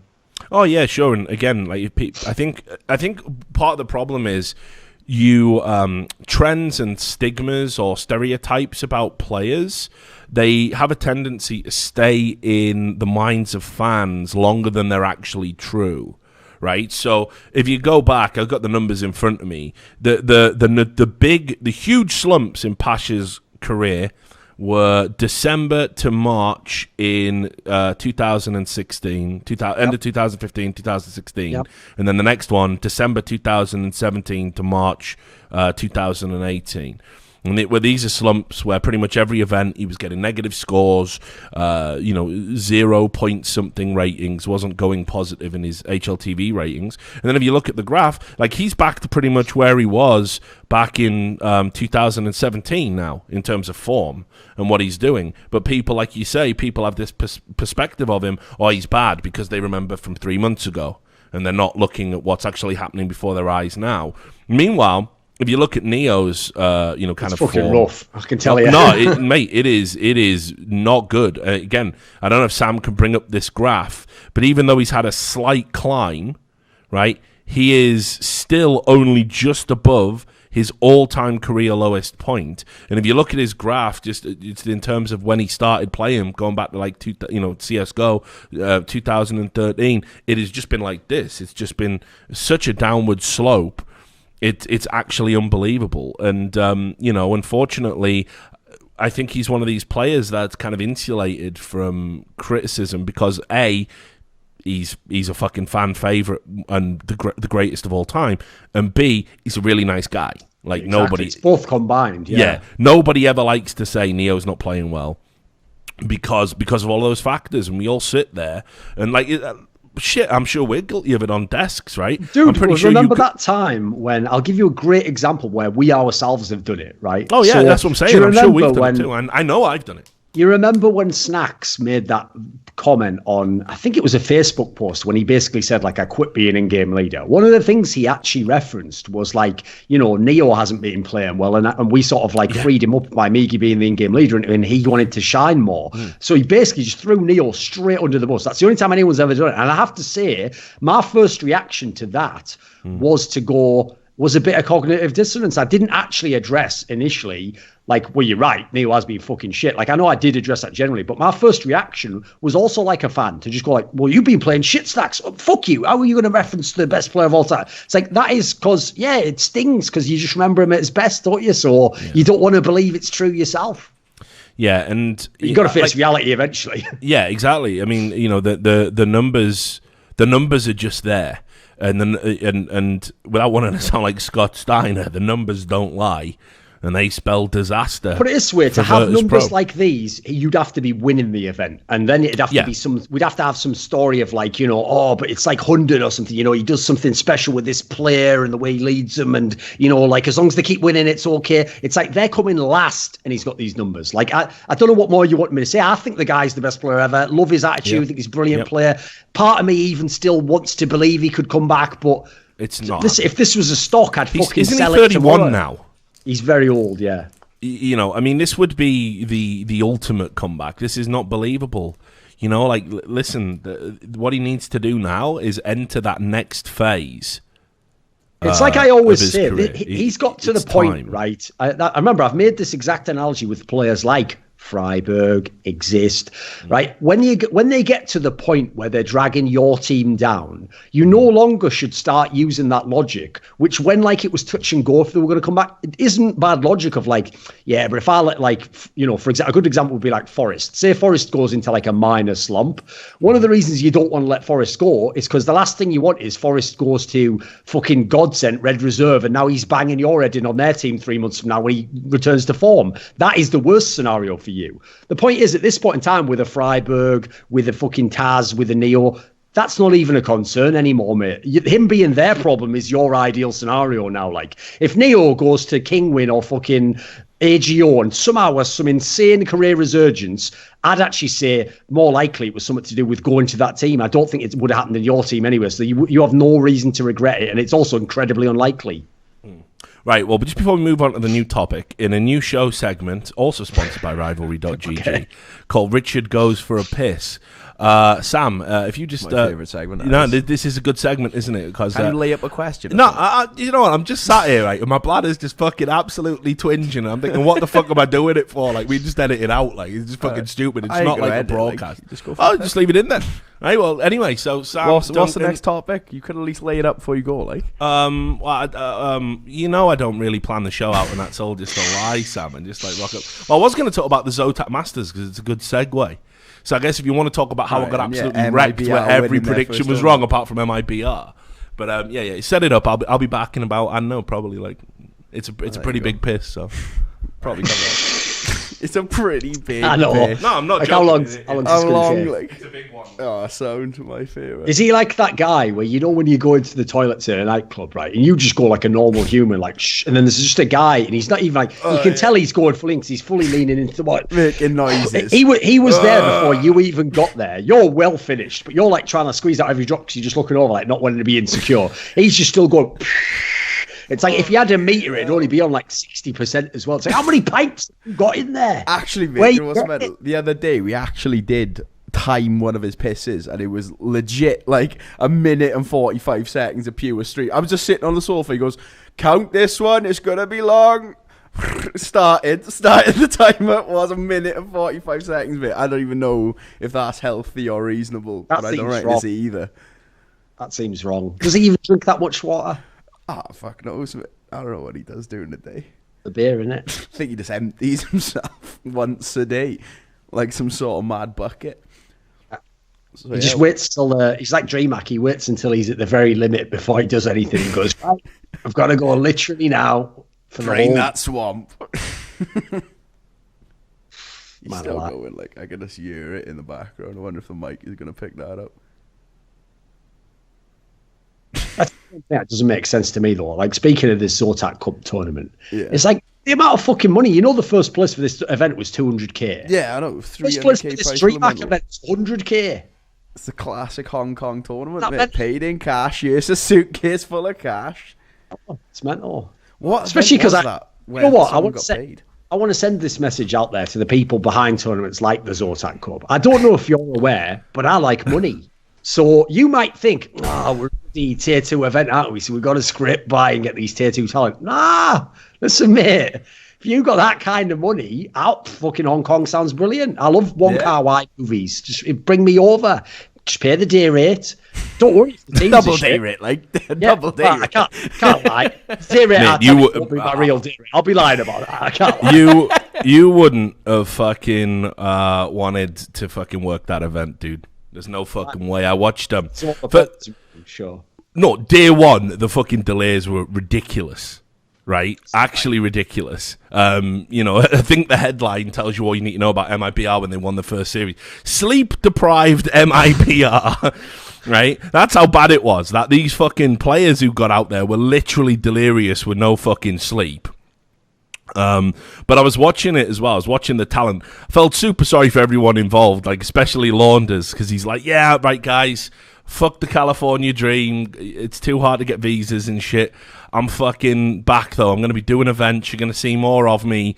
And then first up, Launders events, this fucking thing. And it's like literally while he was commentating, all I could hear in the background was like just people just shouting nonsense. And then it kept doing this mad thing where it would just, the mics would just helicopter. So it would just come in, it would just start like this. Okay. And then it would just build up and build up and build up. And it was just doing that for like hours at a time.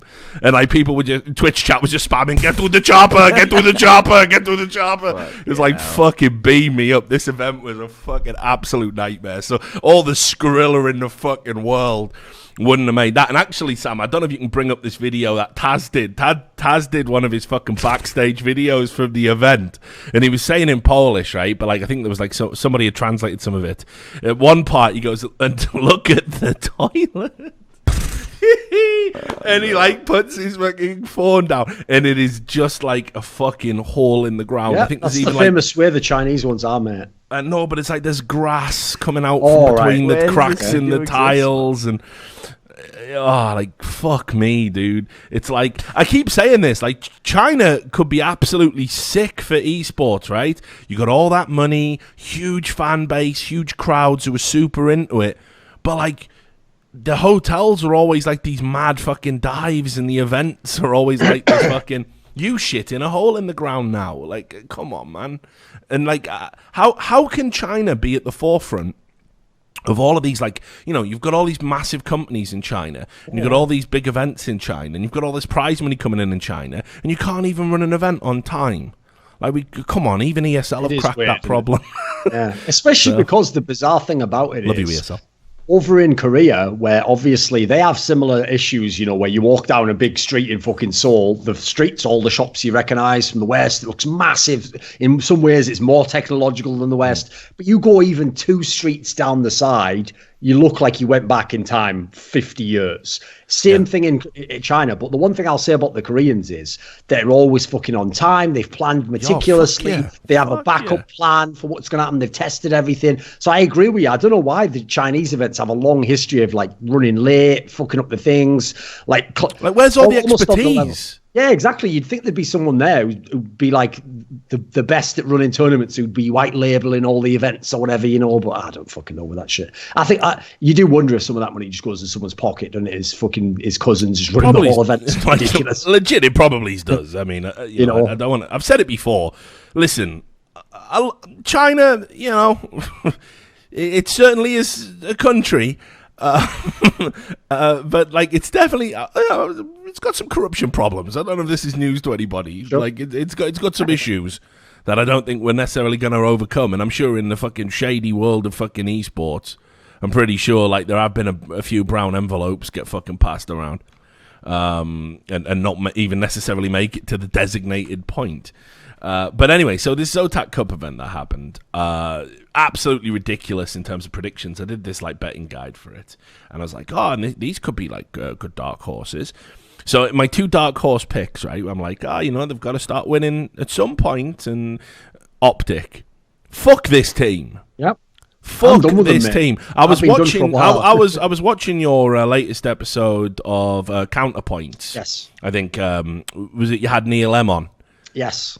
Yeah, surprisingly good guest, actually, wasn't he? Yeah, no, I was going to make a joke. I was going to say, Duncan, if you're that desperate for guests, like, just hit me up, like, you know. Here's the thing: people would think that, but like a very brief backstory. Basically, I'd already met him at like Gfinity before, and I thought something. He's all right, Neil. You know. He's a good guy. Yeah, the thing is though, when I actually like talked some Counter-Strike with him when I was at ESL One Clone, I realized this guy could actually, you know, beyond his rep and his stigma, if you just put him on a show, he knows what he's fucking talking about, you know. And crucially, as you saw on the show, he didn't use the opportunity to make all like wild statements. He was fairly temperate until he thought, like, you know, had a serious opinion, then he'd give it on someone, you know. No, and this is what I mean. I'll say about Neil M, like, he fucking lives this shit. He lives Counter-Strike, that guy. Like, legit. Like, I trust him to always have his finger on the pulse and what's going on behind the scenes. Always trust him to know what's going on. He's been managing dog shit UK teams, you know, for so long now. And, like, it's good that he's getting a degree of success with the Imperial and getting some recognition, because he definitely deserves it. You know, you talk about people hanging in the fucking pocket for as long as they can. Like, please, please. Like, he's finally fucking got there. So, yeah, but it was actually good. But you were talking about this Optic team there. And who was it you wrecked? It was Sam Delorme, I think. Yes. He came out and he said something like, but yeah, this Optic... And we're like, you were just like, shut the fuck up. No, what he said was, he goes, they did beat, like, Ents, because they were at that fucking manor or whatever. And then he was going, Ents were good, because obviously Ents just only had that ESL Cologne result. And he was going, but Ents are good. And I was like, shut the fuck up. Fuck off. Yeah. It's like, you know, like, it's not even worth getting into that. It's like, how far are you going to reach for this? Well, that's who they've beaten, Ents. Yeah, but, it's actually... You know, the reason why I set it up, by the way, just as a very brief thing, is the reason I bring it up is because everyone and their cousin loves to laugh at North and go, fucking, look at these players. MSL, you moron. Why aren't you playing some well in tournaments? But Optic has arguably better players, also insane funding, and the whole hype that everyone used to give about Snappy was like, which was at the time legit, was like, well, if you can do that with all the sort of like dregs and the up-and-coming players, imagine if you gave him the talent an MSL has. Well, you know what? He's got it now. And what are you seeing? Way worse than what MSL was doing. So it's like that thing of like, it's all well and good criticizing, but when you actually get your shot, time for you to step up to the plate, son.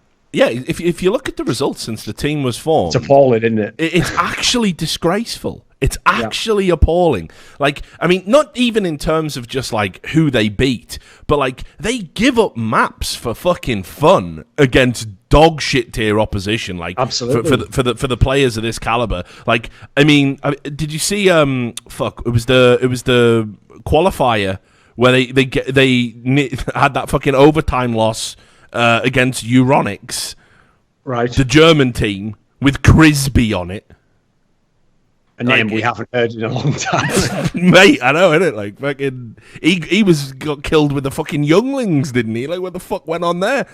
Like, absolutely ridiculous. And then so I tipped him for this Zotac Cup Masters because I'm like, it's about time. You know, Snappy's had plenty of time now as an in-game leader. You know, Gade is a potentially good pickup, and you've got the experience now. Config, one of the most explosive, you know, Danish players, just raw talent. They're going up against Ghost, who just brought Crystal in as a fucking stand-in, and Wardell shit on them. I've just never seen anything like it, mate. It's insane. Wardell's highlights from that game, and Kuster's, by the way. Wardell and Kuster destroyed this Optic team. Like, destroyed. And Crystal was garbage. It was essentially a 4v5 with a team that had been newly assembled and not put together for a while, and two kids from North America that everyone is saying are already washed up and have had their time. You know, Wardell. I mean, if Steele's out fragging Config, I can already tell this is going to be a bad day at the office for Optic, if I'm being honest. Ghost absolutely fucking wrecked him. Absolutely wrecked him. It was ridiculous. And I was watching it. I was watching it live in the chat. I'd stayed up. And I was like, it was like that. It's still good. It's still good. Like, it wasn't still good, mate. The Optic looked absolutely terrible in this series. And they won Overpass, but the other two maps they lost, they got battered on Nuke and battered on Inferno. And Optic picked Nuke. Yeah, Nuke's one of their main picks. Yeah. In fact, that's why they pick it, because they practice it a lot. And in theory, they try to do it as like a joker pick against people, basically. So yeah, that's an indictment in itself. Yeah. So just insanity. So I'll ask you the question. I'll tie it to the Zotac Masters. Like, what the fuck? Like, I think we're already at the end of the road for this. I know it sounds a bit melodramatic, but like, you know, you've scraped into the major by the fucking skin of your teeth with that series win over Ents that Sam seems to think is a big deal. Yeah. When in actual fact, if let's say I was an organisation now and I had a choice to get in, I had all this VC money, and you said to me, pick a team, Optic, or I'd take Ents. 100%. Oh, I would as well, yeah. I would not even discuss it. I wouldn't even weigh it up. I would go, is that the fucking Finnish team with the fucking sick young players? or Optic over there with a bunch of people who don't know what they're fucking doing, and Config. All right, and remember, this is where, by the way, this is exactly a proof that Neil M had some really interesting insights, because one of the reasons he said that he wasn't feeling Optic is he said from like being in the practice scene, because obviously with the Imperial, you know, they're playing against teams like this. He said that they're one of the teams who appeared to be doing the least practice of all, despite being at, you know, big events. And so he said like that's really bizarre, because, you know, there's other teams putting in all these hours and they're just not putting a lot in. And if you remember on the episode, I speculated that like, well, that usually tells you that there's probably some sort of discord within the team, and they just feel like, right, it's just a job. You do the required hours, your 4 to 5 hours scrims, and then you go, right, see you, mate. End of my work for today. And you're not the guys who are like, you know, when like fucking Luminosity came to NA first and it was grinding all the time, trying to do the best they could. So that is a very worrying sign when you add it to all these shit results. And then the fact that, yeah, I mean, put it this way, if I had to bet right now, I think they'll do nothing at this major. And I think at that point there will have to be changes. Yeah, I mean, put it this way, I think it's telling. I think this is no disrespect to the Imperial, who we've praised multiple times on this show.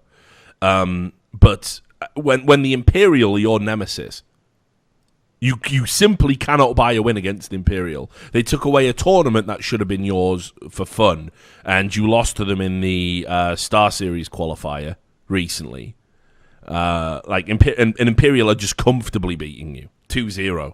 Because here's the sick thing, I've just looked it up now, right? So if people remember, okay, sure, Config, Cajun, and Gade were there when Stanislaw and Shazam were. That was a bit further back. But yeah. Snappy and Juggy joined on the 24th of April. Yeah. They've had 4 whole months. First of all, they've done shit at those tier 2 lands, but like I said, they got away with it because, you know, no one saw them. But then what people forget is they just didn't qualify for the big lands half the time, you know. So, like, at what point isn't it? Like, when do you call it? You know, when do you call the lineup? Especially because the dumbest thing is, if you're Optic, and obviously, by the way, some of these pieces you're going to keep, you know, you can get these pieces out there. There's all those talented guys in the Fragsters. North, at some point, if they do badly in the next few months, are going to want to do a roster move. You've got the heroic guys. At some point, there has to be a change. Like, this lineup just doesn't work.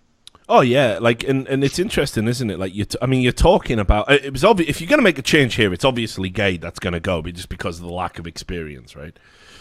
That's just how that works. That's how it works in Denmark. You get your chance, and then the downside is if you're not an immediate breakout fucking superstar, you're just gone, and you have to go prove it elsewhere. Yeah, yeah, because I mean, ultimately there is. I mean, it kind of makes sense that the Danish team would be like that because they've got so much fucking talent. But if you look at, like you say, you bring up Fragsters, right? Fragsters are another team that are just hanging there in the pocket, grinding away, picking up the odd big result. They got a kid called Refresh, who I think is fucking sick. I think he's really fucking good. And Starvin had a really good tournament at DreamHack Valencia, where he was the 3rd highest ranked player after like Shocks and I can't remember who the other one was who had a monster performance there. But he was up there. He was a top 3 ranked player at that event. Like, so they've got 2 players there that are like, look, I hope Frags to stay together. I love it when young teams do it, like we've seen with NRG. But if you sense that Frags has kind of peaked a little bit and plateaued, Refresh and Starvin are the 2 players you probably would airlift out and give a try somewhere else. I see people in the chat as well saying, oh, Hex sold Optic, so he doesn't give a fuck. I mean, Hex still definitely is involved in the day-to-day and definitely gives a fuck about the brand he built from the ground up being fucking run into the ground by teams that don't deserve it. But yeah, there's this team is just not, it's just a nothing team. It is literally just a team with a bunch of big names that don't do anything. And I think we've answered the question, like you say, people speculating about Snappy, how good an in-game leader is he? I mean, turns out average, I think. Especially because, like, a key factor that people will miss here is that so even Stanislaw himself, when he wrote that twitlonger saying why he'd like had to leave fucking Optic, when he was complaining about Cajun and Config, he mentions that their main complaint to him was that he didn't give enough structure. Like, it's not like people would think, if they didn't know the Danish scene, that Config just wants to like be like fucking shocks and be like, right, let me do whatever I want. Your job as the in-game leader is you make those guys do a tactic. I do what I want. I get all the aim duels. I win them. And that's what I do. So, stay in your fucking lane, even existence, happy, whoever it might be. No, apparently Config wants you to be like, tell me where to go, what to do. When I get there, I shoot him in the head, and then there we go. I did my job, right? So it's not like he's got players who don't want to play in a system. Like, he's got those players. So, like, I'd like to see Stappy succeed. I want this team to succeed. They've got some fucking sick players in the lineup, but they are one of those teams that is like way less than the sum of their parts. It's really kind of depressing how bad they are. Oh yeah. Like I say, I don't think it's fixable. I think when you look at teams that have issues, you get the sense when they're in that fucking death dive, and it's over. It's like you say, this is a 4-month team. This is there's no excuse for it now. And the other big story that came out of the Zotac Cup Masters, apart from Optic being terrible, were obviously MIBR won a tournament, and as I said in my video, they did have a pretty easy route. They did beat Flash Gaming, MVP, PK, and Kingwin. Yeah, so it does sound like. What tournament was that? Oh, they won 200k by the way. But listen, what year is it?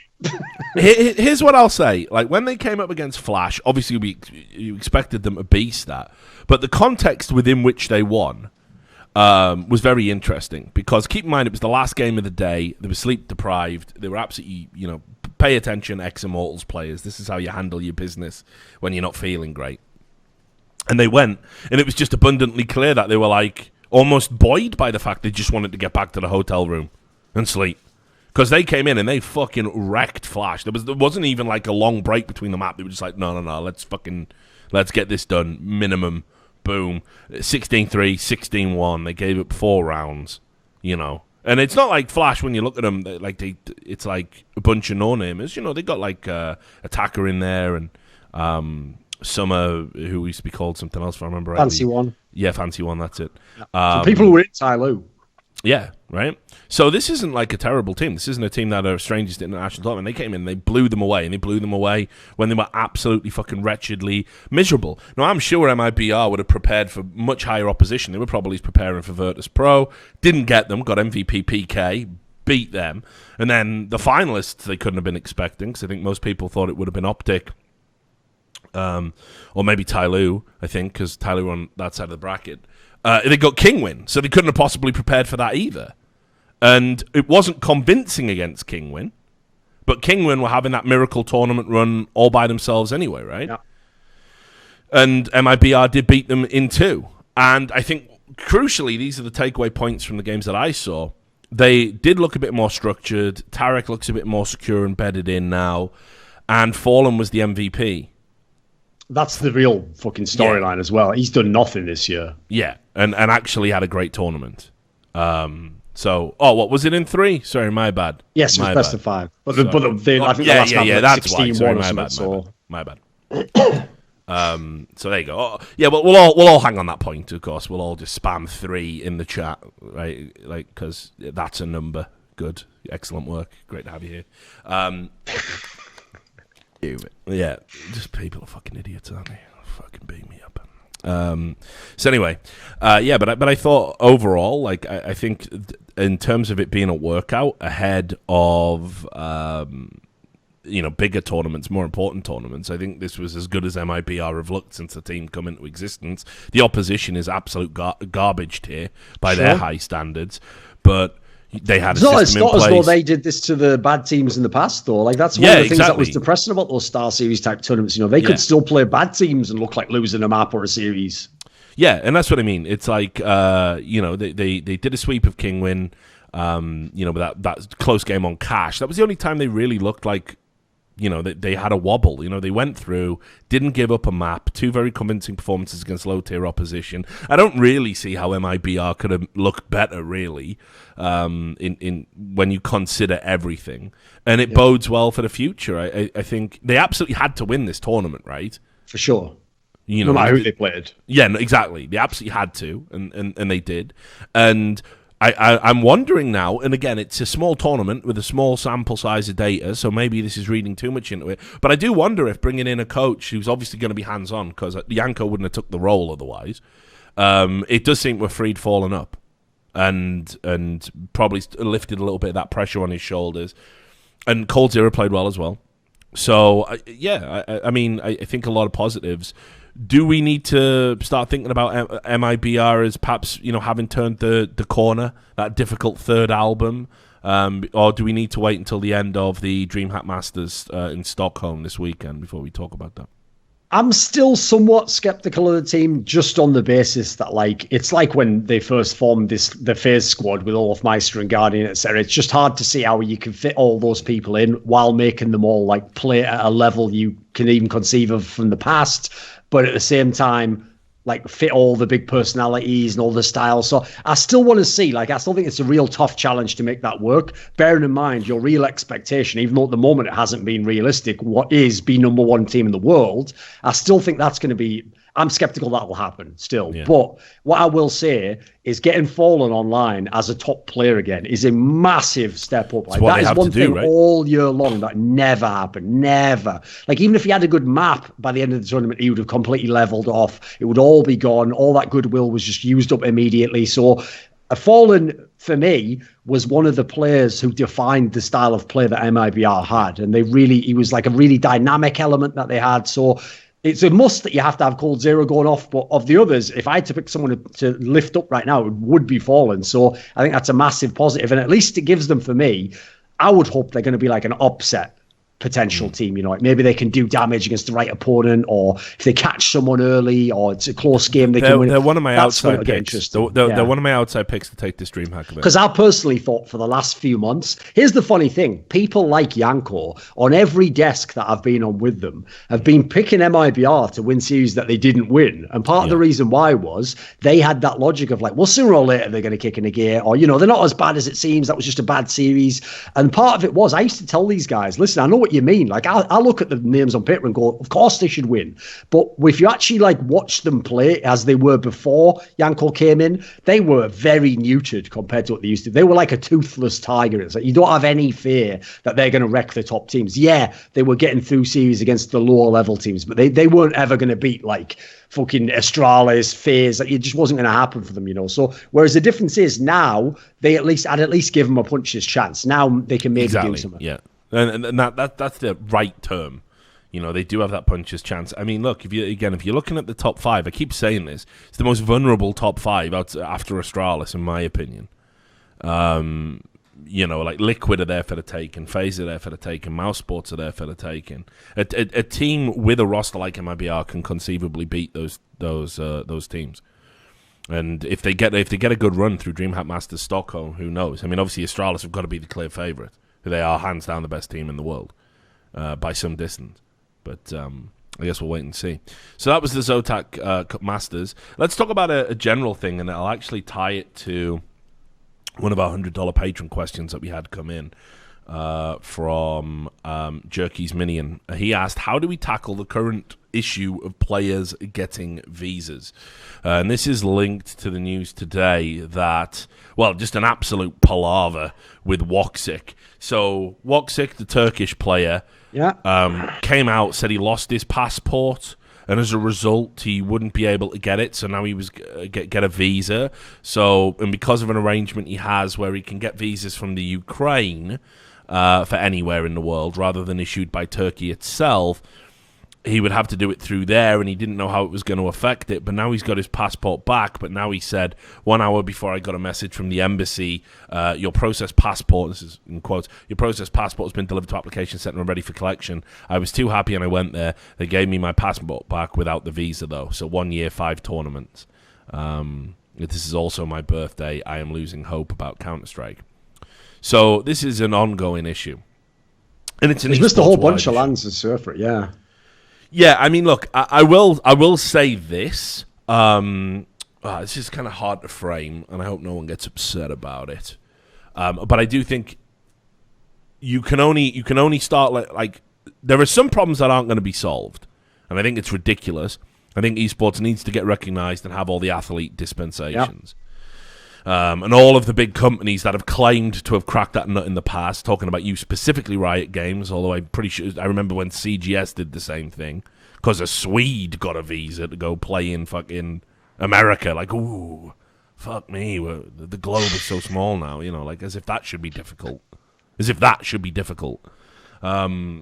You know, but Riot Games did it. We were like, visas for everyone. Like they were just like fucking Willy Wonka, just shitting out visas onto fucking people and saying that's it now. We've, you know, Riot Games and Obama have got esports organized together, and it was just a picture of Mark Merrill with Obama photoshopped in. Like, yeah, look at me, I've done it. Like, listen, you fucking weird deranged cultist cunt, you didn't fix anything, and nobody's actually made a concerted effort to lobby the government to get esports recognized where it should be, commensurate to what it brings to the economy and investment and jobs, right? I was going to give this example, right? But here's one of the things I'm actually pretty good at, Rich, that people wouldn't realize is I do think before I tweet, etc. But I think in this respect, I don't ever tweet where it's like I leave myself too open for the obvious comeback that some idiot could say, and I tweak what I say. So what I'm about to say has a very obvious comeback, which is that people are going to go, well, of course you aren't knowledgeable about esports, you don't know anything. But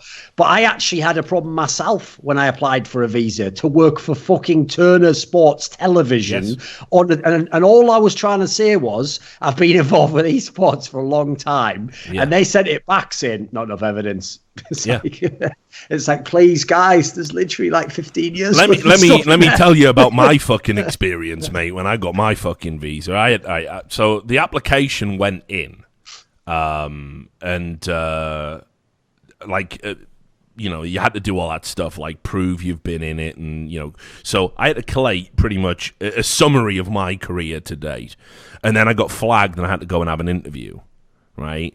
Now I don't know why I got flagged. It could have just been random. It could be something I don't know about. But I've worked for branches of local government before. And I had access to sensitive information. So I've had police background checks before and passed them. So it can't be anything like that.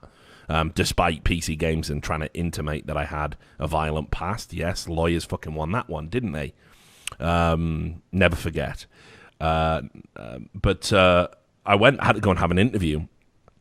And I was there. There was a woman in front of me, and she was moving to America to be an au pair. And the woman in front was like all super happy and go, oh yeah, don't worry, these things happen, don't be stressed out, here's your visa, good luck looking after kids. And this woman was like, oh, thank you, I can't wait to fly out, it's going to be brilliant. And I was like, oh cool, I'm getting a super nice person, this is going to be awesome. And I sidled up to the counter, and immediately her face just looked at me. And that was that. There was just no chance for a report to be built whatsoever. And she was like, name? I was like, oh, please. Like, you were super nice to the fucking au pair. Like, what is it? And I was like, yeah, no, I'm going to be on television. G. Willikers, mom. You know, trying to like fucking, you know, if I'm wide-eyed and innocent like the person in front of me, maybe she'll warm to me in some way. And she was like, what's your name? Richard Lewis. She typed it in. And I just saw immediately, Richard Lewis, DreamHack Assault come up. Oh, she Googled it. Oh, yeah, she did an half, mate. And I was like, oh, fuck my life. And I was just sat there, and she was going, so what do you do? I'm like, well, I'm a journalist, but I'm in this niche area, and I'm a specialist, and I'm going to go and be a TV host. And she was like, right, really? A TV host about what? I'm like, oh, it's a video game show, and it's going to be on American television. Really, sir? And I was like, okay. Television, you say, sir? Yeah, sure. It was. It was like literally. It was like Invasion of the Body Snatchers. There's pods, and they're turning into people, and like just nobody. Like, really. No, you can't do this. And she goes, "Can't?" I said, "No, I didn't mean can't like that." She's just hitting a button underneath. It was like that. And then she went away, and she printed off a load of stuff. And then I saw her come. She was walking back to the window, and I thought, "Oh, she just comes in." You see, there's all like CAD comments. No, don't look at that. They're all liars. I was like, she's obviously printing off a form right now. And then she walked past. I remember this so distinctly. She walked past a plate of like cookies that had been brought into the office, and she stopped and she went, and she like turned to another coworker and was going, "Oh, these are nice. These. Who brought these in?" John, was it? All right, yeah, these are brilliant. And she stood there for 5 minutes just having a fucking conversation, eating this cookie, right? And I'm just like, is it over? Is the meeting over? What's this? And then she came back and she just went, we can't approve it at this time, but we're going to do a more investigation and we'll get back to you. And that was it, right? And I was just like, what the fuck just happened? I had to ring Turner. I'm like, listen, guys, like, I don't know what happened? The lady just couldn't give less of a fuck. She was more interested in eating these chocolate chip cookies someone had brought in the office. And they were like, right, don't worry, we'll get on it. And they brought in these, like, lawyer specialists, obviously in getting people, you know, the visas that they need. And the stuff they put together was insane. I can't even believe what they were able to do for me to get this very specific limited type of visa, because it's a O1 visa, it's called. So it's basically exceptional talent in the field of arts and or sciences, I think. So like it's a branch of the exceptional persons visa that they give to, like, Einstein. I don't know why anyone would have given me this visa, right? Like, I'm an exceptional person. Yeah, we all knew that, right? So anyway, the length they had to go to were pretty wild. Like, I got a letter from the Screen Actors Guild.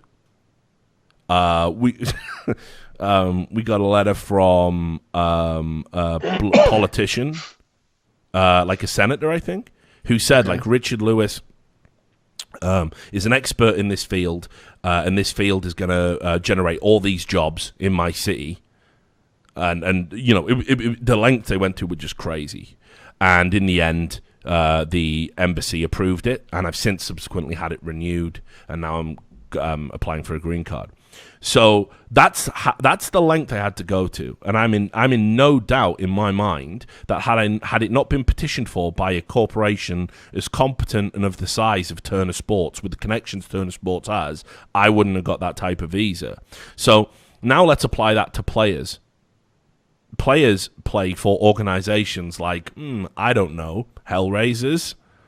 And maybe Hellraisers don't have connections to, I don't know, international politicians. And maybe they don't have the money to fund the high-cost, expert lawyers in this field to negotiate all of this stuff. So, unfortunately, the problems are this. It's so expensive to get this type of visa. It's doable, but it's so expensive and it's so specific. And it's only got worse since the Trump administration. Well, the end of the Obama administration, where a lot of significant changes were made as Obama went out, and Trump has kind of strengthened. Though you can't just lay it all on Trump's doorstep, but I'm not going to go down that fucking road of ever saying that Saint Obama did anything bad, because then multiple death threats for doing that. So it's a lot harder now. It definitely is. So the idea that fucking players playing for these organizations are going to get these type of high-level visas, people can't afford it. It's not even worth it for an organization. It's actually more cost-effective to just say, we'll skip that event. And then on top of that, unfortunately, you've got players who just aren't honest and upfront about issues they've got in the past. I'm not going to name names, but I'm sure we all know who we're talking about here. Couple of Swedish guys, I remember. Well, not just Swedish guys, other nationalities too, sure, where people have done things in the past, it's on their record, and they don't disclose it. And they join an organization, and the organization goes, right, we're one of the competent organizations, let's get you a visa. And they just sit there like that fucking gif of Key and Peele. Just water fucking pouring off their head. Yeah, absolutely, no problem. I've certainly never had one of these declined before, and I'm not on a list or anything. And then away it goes, and they fucking, lo and behold, they don't get the visas. And then they have to awkwardly come forward and go, please don't tell anybody, but I did this silly thing back in the day, and therefore I'm not going to qualify for a visa for this specific country. The best thing you can do as a player is be honest about your fucking background. Talk to your organization going in. If they're the kind of organization that has aspirations about international travel, then you should be honest about any issues you've had in the past that might preclude you from that travel. You all should have passports. I mean, when I hear about American players joining organizations and they're like, going to apply for a passport, I mean, come on, guys. You're meant to be an athlete. You're going to need a passport at some point. And this come up in Dota as well, like recently with Admiral Bulldog, who's a ex-player, former TI winner, turned commentator and speaker of the word Pepe Hands. And even Gabe Newell is memeing about how they can't get him to a fucking TI. And think about the pull Valve must have. So, look, there's so many problems in this area, but I just think the key one is, who is lobbying on behalf of eSports to get us recognized as a business and an industry that needs this type of passport, that type of visa, rather. This is a good example of like a better marker of where esports is in the mainstream than Drake playing a casual game of Fortnite with Ninja on a stream. Like, that doesn't help me get a fucking visa. So, like, as you're saying, if this was like, put it this way, I'll give you a good example. So as far as I know, for the UFC, I've never heard of a high-level UFC fighter having visa problems. And remember, they're having guys like one of the top guys right now in the UFC, Khabib Nurmagomedov, or whatever the fuck that guy's name is, who's like a Dagestani guy, technically from the Russian Federation. Comes from basically just a fucking mountain in Russia somewhere. This guy can get visas for days. He's never getting turned away because of visa issues. Because again, they will have such pull at such a high level that even if there was a like low level problem where they said, "Oh, I'm gonna have to decline this visa," it would get turned around and it would just happen. That's all you need to know. Yeah, but like, so this is the thing as well. I mean, I don't know if you saw that interview with Dana White on Fox News. Did you see that? No, which one? Well, he did an interview recently on Fox News, and he just said like Donald Trump's a personal friend. He advocated. I did see this one. He advocated on behalf of MMA and the UFC when we were starting up, and I'll never say anything bad about Donald Trump. So look, if there was some sort of problem within, Dana White's going to go, look, we need this fighter to get this visa. Can you do something? Blah blah blah. And that's what I mean. It's the level of access. A lot of people compare esports to the UFC in terms of how it's had this meteoric rise, and it's got these sporting divisions, and it's had this explosive fan base, and sponsors all want to come into it, and it's legitimized something that was always a bit taboo and a bit niche. There are parallels between the rise of esports and the UFC. For sure, yeah. And the rise of MMA and mainstream, kind of acceptance of MMA, but we don't have somebody that's even competent enough to negotiate the paperwork around a visa, let alone somebody that can pick up the phone to a member of the American government and say, listen, guys, we're running this big tournament. We need the clearance for all of these players. Esports isn't even recognized as, we talk about all these like, you can get a P1 visas now, the athlete visa. Yes. Do you understand the hoops you have to jump through to get this? Do you understand? Like, some organizations can afford the lawyers to get it done. Others can't. There is nothing where it's like literally like, again, imagine if you're just an international sports star. I don't think, if you're like, I don't know, give me a fucking example of a sport that is played in America and like somewhere else. Because they've all got their own weird or something. Yeah, okay, right. Well, brilliant. Well, yeah, okay. I had to reach for that one more. Yeah, if you were the number one player in that, right, and you were coming out, or let's say a basketball player from the UK. Okay, there we go. Right, you're a basketball player from the UK, and you're good enough, and you're going to go to the NBA. Really, you can't get a visa. I see, the MLS league is dominated by foreign imports, including not just the big name guys who go there for a few years at the end of their career, but Dominicans, Haitians, Mexicans, people from Honduras, Bolivians. They all get these fucking athletic visas with no problems whatsoever. And the reason for that is that you go, look at the MLS, look how much money it's got. The MLS has delegates and lobbyists that go government and go, listen, the MLS is making the American economy X amount of money every year. Exactly. They want you to have that visa. Yeah, it's beneficial for everybody.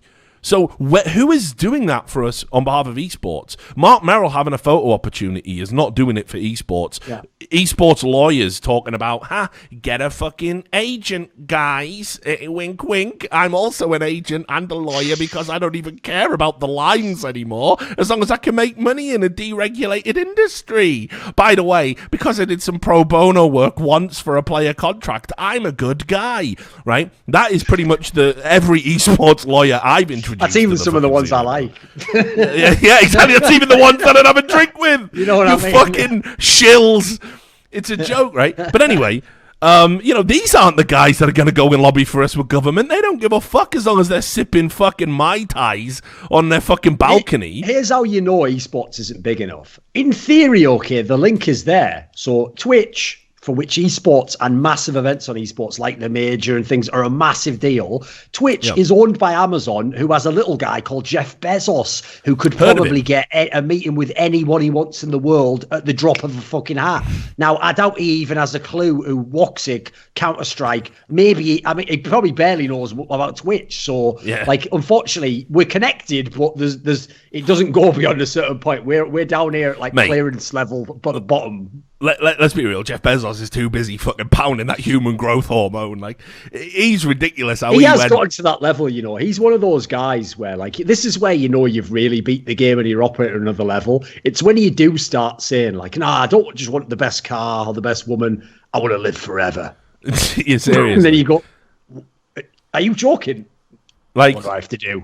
Like, straight up, right? Like, think about fucking what Jeff Bezos was. He was like just some fucking crumpled Bill Gates type character, and now he I just love it looks when guys like that make good though. Oh, especially because of this factor. Because here's the other thing about guys like him and Bill Gates. Remember, they grew up their whole lives reading like fucking comic books. So of course they become like a mad supervillain, don't they? They become some deranged. Of course they do. Now he looks like some muscle-bound Hunter S. Thompson. It's absolutely insane. It's just like he starts his day. He comes out of the hyperbolic chamber that stops his aging, pulls out the drip of human growth hormone that just goes straight into his body, and then as a guy brought out who was the high school quarterback when he was back there, a guy brings out some pure sand from like fucking Miami Beach. He kicks it in that guy's face to start his morning and says, take him out and have him killed and shot with the dogs. Yeah, and then it's a clone of the guy who used to bully him in high school. Exactly, yeah, they have a new one generated every day. Yeah, exactly. They have a new clone brought out who he can abuse and shoot every day, right? And then he sits down with his bowl of stem cells. Please don't flag this on Twitch. and then that's it. And then he just works out for the rest of the day. Like, it's unbelievable, his transformation. But listen, on a fucking serious note, right? Maybe we'll timestamp that. Sam's, I can't tell what he's doing. Are you making coffee or are you firing up a dab? Coffee. Tea. Oh, tea. All right, good. But on a serious note, you're right. We're in such a close proximity to these huge businesses that should be able to go and lobby on our behalf, and yet they never do. You know, like, and it's hilarious as well, the things people get up in arms about. It tells you all you need to know about the level of reporting that goes on around esports. That when Twitch came out and said, yeah, we're actually going to make Prime now not give you an ad-free experience. And I just read think piece after think piece after think piece. Twitch are doing a cynical money grab. Well, first of all, yeah. Second of all, like, you do understand how ads are very important to their platform. And third of all, Prime was never really about that. Turbo was meant to be about that. So they actually delegitimized and devalued one of their own products to give you that on Prime. You can still get an ad-free experience. I'm not lobbying for... I'm not coming out here and I'm speaking on behalf of big business and saying, well, that's a great thing. But, like, the level of criticism that Twitch got for that. Meanwhile, Twitch, when was the last time you ever did anything on behalf of esports? Which must make up a huge part of your platform.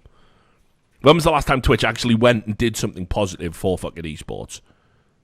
You take all the traffic from the tournaments. You know, I know there was a point where back when you had different staff, you were going around and you were looking at the prospect of having your own tournament circuit, right? Looking into the future and that. I mean, to be fair, obviously that was like cynical fucking exclusivity probably going to come out of that. Like, but yeah. They were trying to do something. Yeah, right. You know, so you're out there, you're buying fucking talent agencies, wink, wink, so you can give old friends millions, and for no reason, it actually contradicts your business model. So you're doing that, right? You're doing stuff like that. But when was the last time? You know, like, I like DJ Wheat.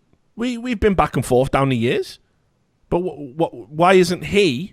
Instead of watching... He's grown on me now that I know he's a fan of combat sports. I was going to say, instead of watching illegal streams on your fucking platform of fucking two YouTubers having a little bitchy slap fight, why aren't you sat down with some government officials saying, look, we got to fucking crack this problem? Also, you know, by the way, guys... Why can't Twitch go and lobby on our behalf? I'll just give you a really quick tip, people like DJ Wheat. Like, you can just log out your account and watch it. Like, you don't have to be in there. Because I used to do this when I used to do Summon in Insight, right? When we had that big feud with TSM, people like Reginald were so dumb they were just watching the show live, logged into their account, and I could just see it. I could see like Loco Doco, TSM, like fucking Dyrus, Reginald. And we're just talking about them, and then in public, and they're just like, oh, that show is toxic. It degrades the community. It's like, really, guys? Yeah. But we can't stop tuning into it, of course. Like. I know, exactly. But anyway, so... it doesn't have to be Twitch. Like, maybe it looks like I'm giving Twitch a big deal. It could just as easily be, an ESL industry leaders, self-proclaimed industry leaders. I imagine, because I mean, Valve are very acutely aware of this, and whatever people say about, Valve don't care, Valve just care about money, Valve don't even make games anymore. Like, it's all the stupid things people say about Valve, that they then subsequently stand by. And like, when Artifact comes out and is just like the greatest card game of all time, and everyone wants a beta key for it, but Valve don't make games. They don't care. God, can I play that sick new game that Valve have just made? Here's the thing. In a really perverse way, I do love it when 15-year-olds give you their like sort of take on the world, and they're like, "Thing about businesses is they just care about money." It's like. The idea you thought that was a novel idea to tell me, or some sort of actual summary of the fucking world. Like, what divides all these businesses up? Nothing. Just all want money. All right. Case closed. I just love it. Like, 15-year-old. All businesses care about is money, man. And they're just so greedy and they don't even do anything for it. Money just makes money, man. Now, can I have some pocket money, mum? You know what I mean? Like, fucking go out and get some sweets. It's just ridiculous. But anyway, it could be Valve. It could be Valve because, Valve have talked about this before, how it's impacted on Dota tournaments. Yeah. And they've even moved events in the past where if a country doesn't, and also they meet actually a standard that they think is safe or professional. It was last year's international. One of the top teams, in fact, the team that was in the final this time, LGD, one of their players, September, had a visa issue. And obviously, China is basically like the Korea of fucking Dota as the reference point, So if you're going to always have like 3 or 4 Chinese teams coming, China is another country, along with Turkey, with some of the CIS countries, that it is famously a gamble. Like, if you send 4 teams, one guy's not getting his visa at least, And so that exactly, Valve's another company who it would be in their own direct interest to start trying to fix this, or at least, I would even suggest, how about all these people get together with some sort of a coalition rather than just having fucking conferences where you all lick each other's ass about how big the industry is? No, but start putting together some sort of thing that goes to governments and has a real sit down, I'm going to say something controversial here, which is just going to upset everybody again. But do you remember that Muslim ban that Donald Trump didn't do? I remember that term. Yes. Yeah, and it was like, he's banned Muslims, and it's like, he hasn't. Though. Like, what he's done is he's picked like 9 countries that all have terrible infrastructure problems, the majority of which, yes, may have lots of Islamic people there, but they're not even in the top. Saudi Arabia not banned. I mean, Iran. If you remember, one of the people who initially was going to have problems was Carrigan, if you remember, because he had visited Iran. So it had nothing to do with. And by the way, I don't think they were going, sorry, Carrigan. The thing I'm getting worried about you is how many times you're praying to Mecca. Like, I don't think that was an issue. It was just if you lived in these countries, or in this case had even been, that put you like on a sort of like some sort of a thing where they had to at least do a background check or something. It clearly wasn't how it was presented. And again, they're saying that there's someone in the chat, but Trump himself called it a Muslim ban. No, prior to this being implemented, he said, why don't we just ban Muslims from coming into the country until we know what the hell's going on, which is a fucking ridiculous thing to say. It shows that he's an idiot, and it's a deplorable statement to stand by, but that isn't what this was, and it wasn't in reference to that. And he actually walked and recanted those statements because he knew it just made him look like a fucking idiot. So again, I always forget when we're dealing with the Trump phenomenon, we have to actually cut through the bullshit and talk about. Just even saying the facts helps, doesn't it? Yeah. If we can just admit what really happened, that would be a great starting point instead of something you hallucinated and me trying to operate off objective, provable facts. But anyway. So one of the things that happened in the aftermath of that ban was there were a number of games development companies came out and said, this is a disgrace. We don't stand with this Muslim ban. This is not what we're about, and we're going to revise our options. America's becoming an embarrassment, and all of these things. And there was numerous games developers, and even because obviously, a lot of coders are coming out of Pakistan and places like that was one of the reasons they made it a political issue, because it was legitimately pragmatically what they needed to do. Yeah, and what I thought was also interesting about that was there was numerous people that just objectively lied and said, this person... I was banned for this reason or something. This person can't leave our country and come back. And it's like, that's not true. That's not true at all. And I remember, in fact, it happened with Mo Farah in the UK. Really? He went out and said, well, I guess I can't leave the UK and go to America because I won't get in. And then a public statement was released. Mo Farah walks back his absurd statements because he had a special dispensation. Athletes were, if you had the athletics visa, the ban didn't even matter. It didn't matter if you were from Somalia originally. Okay. Didn't matter if you had, which is the point you're making it, yeah. Yeah, you've got the paperwork. So there was a lot of misinformation going around about that, but everybody, like you say, felt compelled to speak about it because it was in their interest, as you said. If somebody's coming from a country that's affected by that, if somebody from Syria works for your company and they've got a special talent, but maybe they didn't come over on a particular type of visa that would give them the dispensation to leave the country and come back, or what if they wanted to go home and visit family members, or what if they wanted to have family members come and live with them eventually? Yeah, these were all problems the industry decided that we're going to perk up and we're going to talk about. And yet it's a daily occurrence that people from certain countries in esports cannot get visas to compete and do their job. And it's wrecked esports, actually. We're meant to be in this golden era, this golden age of esports in terms of investment and everything else that's going on. Think how many tournaments have been skewed by visa problems across every game. Yep. It's unfathomable, isn't it?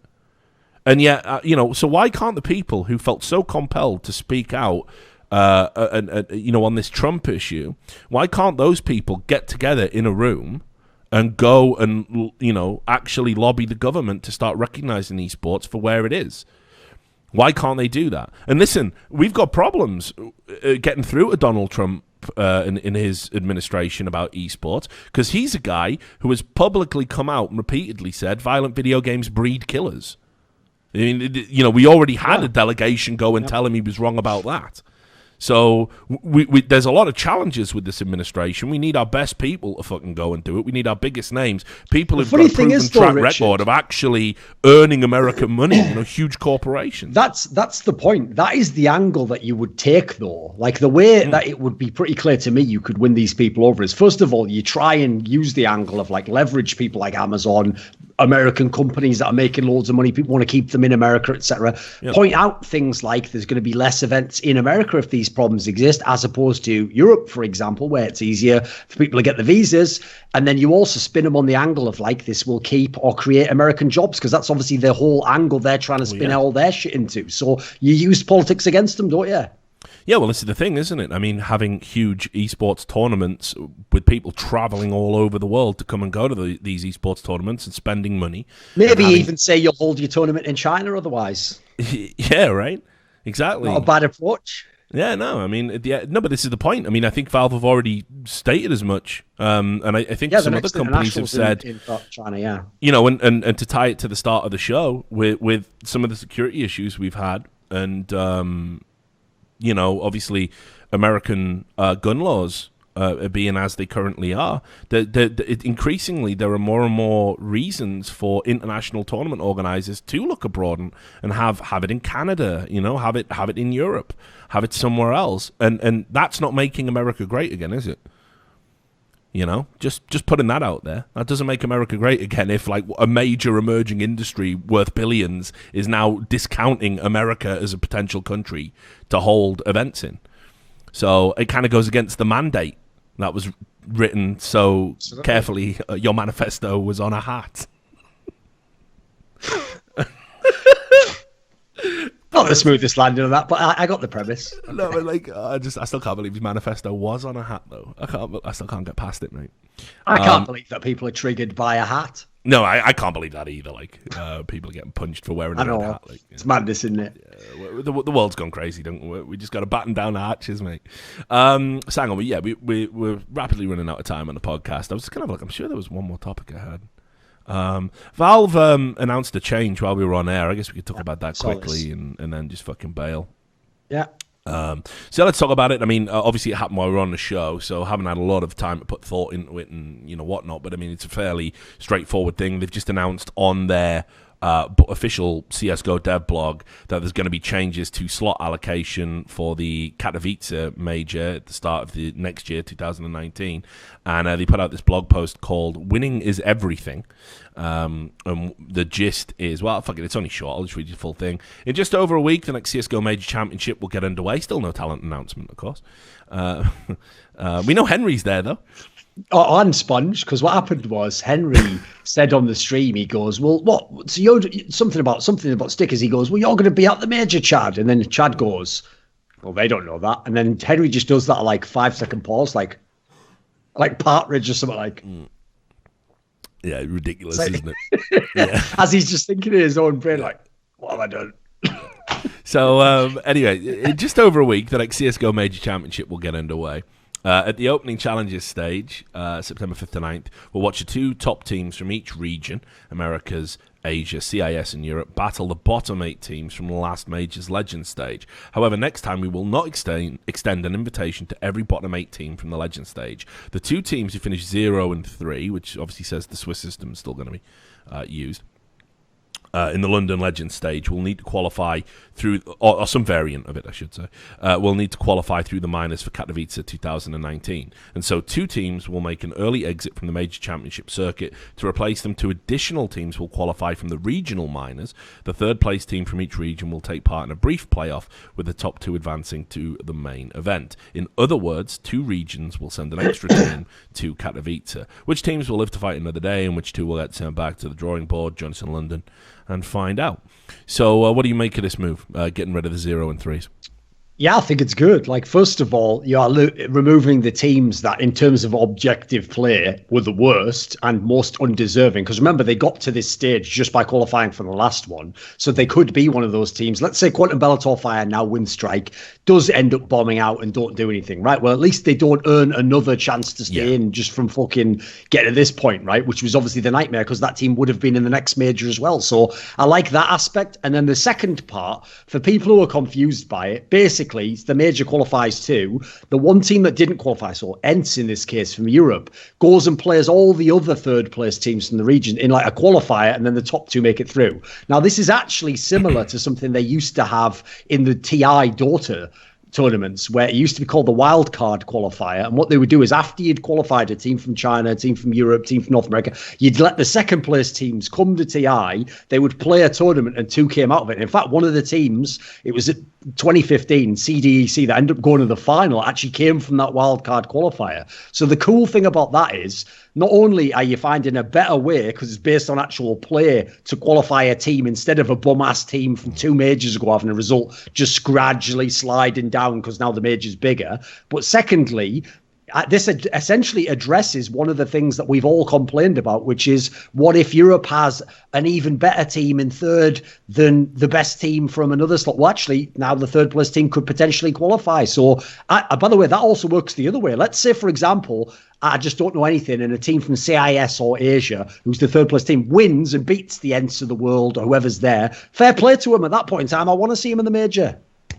Yeah, I think it's like I said, I think it's mostly a change for the good here. Like, I can't really see any sort of downside to it, and it's good that, again, Valve is sort of taking that interest in refining the system, and putting in place a kind of format where, like you say, we're going to have more teams cycling through, but also overall we're going to get a better caliber of team. I'll add, I don't think this would have been brought in if QB Fire hadn't have been a thing. That does make me wonder, because they're the most telling example, and they're always going to be the ammunition. Like they are literally, like you said, like they came in. Great story for the Boston Major. Like, really good. One of the takeaway stories. Obviously overshadowed by, like, you know, Cloud9 winning it and stuff, but definitely one of the major storylines that came out of that event, and it was sick for them. And even though they lost an RV and everything, blah blah blah, you know, great story. But the fact that great story, it's like you say, all underdog stories have to end at the point where they peak, right? Yep. And since then, you know, they've moved to a new organization, done sweet fuck all, and now we're going to see them in the next major, and I'm pretty sure they're just going to get banged out, because a lot's changed since Boston. And then, like you say, but they would be back at the next one, and it's like, no one wants to see this story. It's just sad now, you know. It's like... And also as well, I think I hate all this idea of just organizations sort of just cynically looking at some dog shit team. I'm not saying that dog shit, but just imagine they were, okay, guys, and saying, oh, we're gonna pick them up because we can get some stickers out of it, and it's just like some cynical fucking move where it's like, you know, these kids, these underdogs have done something really good. And we're going to bring you into our organization, join us, and just sign this contract that says we get 50% of the sticker money. And, you know, I don't like it. I don't think it's good for the environment, shall we say? So yeah, I think it's pretty. It's a step in the right direction. There's still some other refinements you can make. We've talked about them many times over, but I think this is just a good thing for Katowice. Definitely helps. Has the potential to make it a better event. One last thing before we go, because we don't do small talk anymore. While we were talking about Face It, haven't made their talent announcement yet. I did get an email from them, and this is one of the things that always it's going to get good. Come on, it's one of the things that always upsets me when your principals deny you doing things that you would actually like to do and you know would benefit your career, but principals must, prevent you from doing it. And I had an email, and they were saying like, "Oh, do you want to be in this documentary we're making?" And I was like, absolutely fucking not. Fuck off. That boat has very much sailed, I'm afraid. When it gets to a stage where you are going to get very tetchy and aggressive over me doing what I consider my primary job, which is to be a commentator and a pundit and a critic, if you like, of things happening in esports that we can do to, so we can make esports better and bigger, which is what I've always wanted from the moment. There was also that time you sort of stopped their main rival doing an exclusivity thing, which would have cut them entirely out of the business, and they wouldn't even be here now. There was that little minor. I know you didn't do much there, Rich, but a small little tiny thing, And it's like you could also cut me some slack on that. You could also not say some deranged lunatic who's constantly spamming on the internet about how he's going to fucking assault me. You could also not have your staff members publicly say, well, he's got a big heart. But I mean, it's that's fine. That's all good. That's a good look, isn't it? It's all fine. It's all fine. But so they asked me to be on this documentary they're making. I think it's like another history of Counter-Strike. It might be the history of British Counter-Strike or something. And it's just like, just stick it up your ass now, guys, unfortunately, because as much as I want to do it, and as much as I know it's smart that I do it, because even though I'm not going to attend Counter-Strike events, with the cycle of esports fans, like 1 year from now, no one will know who I am if they're a fan of Counter-Strike, right? If I don't keep my hand in some way. But you can't let that drive your principles, right? You can't think. Yeah. It was like when I was getting spammed by Machine fans. And Machine takes all your work. You're no one. You're not relevant. Machine told me to say this with his weird passive aggressive tweets. When that was going on, in the back of my mind, you do think, I should just take the next event. I should just jump at the next event I'm asked to do. This thinking, by the way, for anyone wondering, is part of why none of those talent can turn a fucking event down. Even though they're the biggest people in the world, they're on their own level scared of that, aren't they? Yeah, of course they're scared of it, but I just can't let fear dictate the choices I make and what's right to do. And what's right to do here is, if you want to call into question my credibility publicly because I'm criticizing something that was a very clear mistake that you did, which was not, for context, not promoting and publicizing a major change to the rules, and simply saying by the fact the rule wasn't there, everyone was supposed to figure out the rule didn't exist anymore. If I can't publicly say that without you guys getting upset, I don't want to lend my credibility, my mind, my insight, whatever the fuck you want to call it, to your product. That's it. So I don't know if you've been asked. I haven't. Well, then again, I haven't checked my emails, so maybe I got an email as well. Who knows? But the thing about stuff like that is, I agree with you exactly because of the particular hill they chose to die on. Yeah. One of the things that is mind blowing, it always shows me when someone has really bad PR or communications in their company, is when the thing that they throw an absolute fit over, it's like not even the biggest thing. It's like some minor shit. Like what's funny is, if they'd have just shut up, that whole thing would have been way smaller. We wouldn't even have made as big a deal of it. Yeah, they tossed the fucking petrol on that fire. Just ridiculous, isn't it? You know, and it's And over like, what? yeah, and it's like I don't want to. You know, it'd be nice to have been involved in some capacity because obviously, you know, I'm from the UK. Sure. Started in, got big in Counter-Strike, and it The was funny my thing is first as well, esports love. It would be nice, Yeah. but I can't bring myself to. I had the same feeling. Like I've had my own issues with face it over the years, gradually more soured relationship, but for the same exact reason, for the fact it's a major in the UK, it's British Counter-Strike. Yeah. It's a company that in theory has done things in the UK. I'd like to be able to support them on this stuff. But again, if they're going to directly fuck with me, well, unsurprisingly, I then withdraw my support, don't I? Yeah. So, check your email. You might have been asked, but I'm out. For that reason, I'm out. So I just wanted to ask you and see if you've been approached. But anyway, look, I guess we'll probably wrap up the show there. Wrap it up on a nice little fucking sour note. So when your relationships ruined, and mate, I don't know if people realize, but like I do now just say I'm saying what the fuck I want. Yeah, I'll also prepare everybody in Counter-Strike. Definitely going to start talking out of school. Cut me out of all of the secrets and backdoor shit now, because fuck it. It's time to just talk about what it's really like. So if it's ever relevant. Okay. All of those stories that we all know and we don't talk about. Now you're going really gonzo. Yeah, exactly. So I'm just letting you know in advance. Okay, also just a shout out to more on there. Get a pop filter, Richard, in block capitals. Has a built-in one, doesn't it, you mad cunt? So fuck off. I just hate people. I just hate them. It's covered in foam, mate. What the fuck do you think that is? It's literally got a built-in pop filter. So yeah, the P's probably do pop a little bit, but go look up the make of the mic, you fucking absolute spoon. Anyway, so yeah, let's wrap up the show. Obviously the show wouldn't be possible without our patrons. Which are our $100 patrons, especially Botvic, Chris and Win, Detlef Insomniac, TTM, XMP, Yolu, Ruxin, and Jerky's Minion, and our $50 patrons, of course, Manuel Stockley, Sard Tawar, Daniel Plamanov Yordanov, Pete Bidstrup, Ivan Candido, TC Owens, Carve, Roosty, Nostradamus, Marcus Kyunpar, Madsen, Ollie Ginther, Zillan, Colin Penny, Mama Jamma Hennessy, Benakagi Assassin, and William Southern. And of course, as well, if you're interested in supporting the channel, go to rivalry.gg, sign up using the referral code RLS, and you'll qualify for up to $350 of VIP bonuses. There we have it. That was another episode of By the Numbers. Looking forward to reading YouTube comments. Do you remember this show used to be about Counter-Strike? Do you remember? If you're one of those. Also, get a pop filter. Yeah, get a pop filter. Do you remember when this show used to not have pops? Get me the fuck Remember when Richard could say the letter P? Yeah. Remember those days? Anyway, thanks for watching the show. If you're not a fucking moron, if you are, fuck off. Catch you next time. Bye.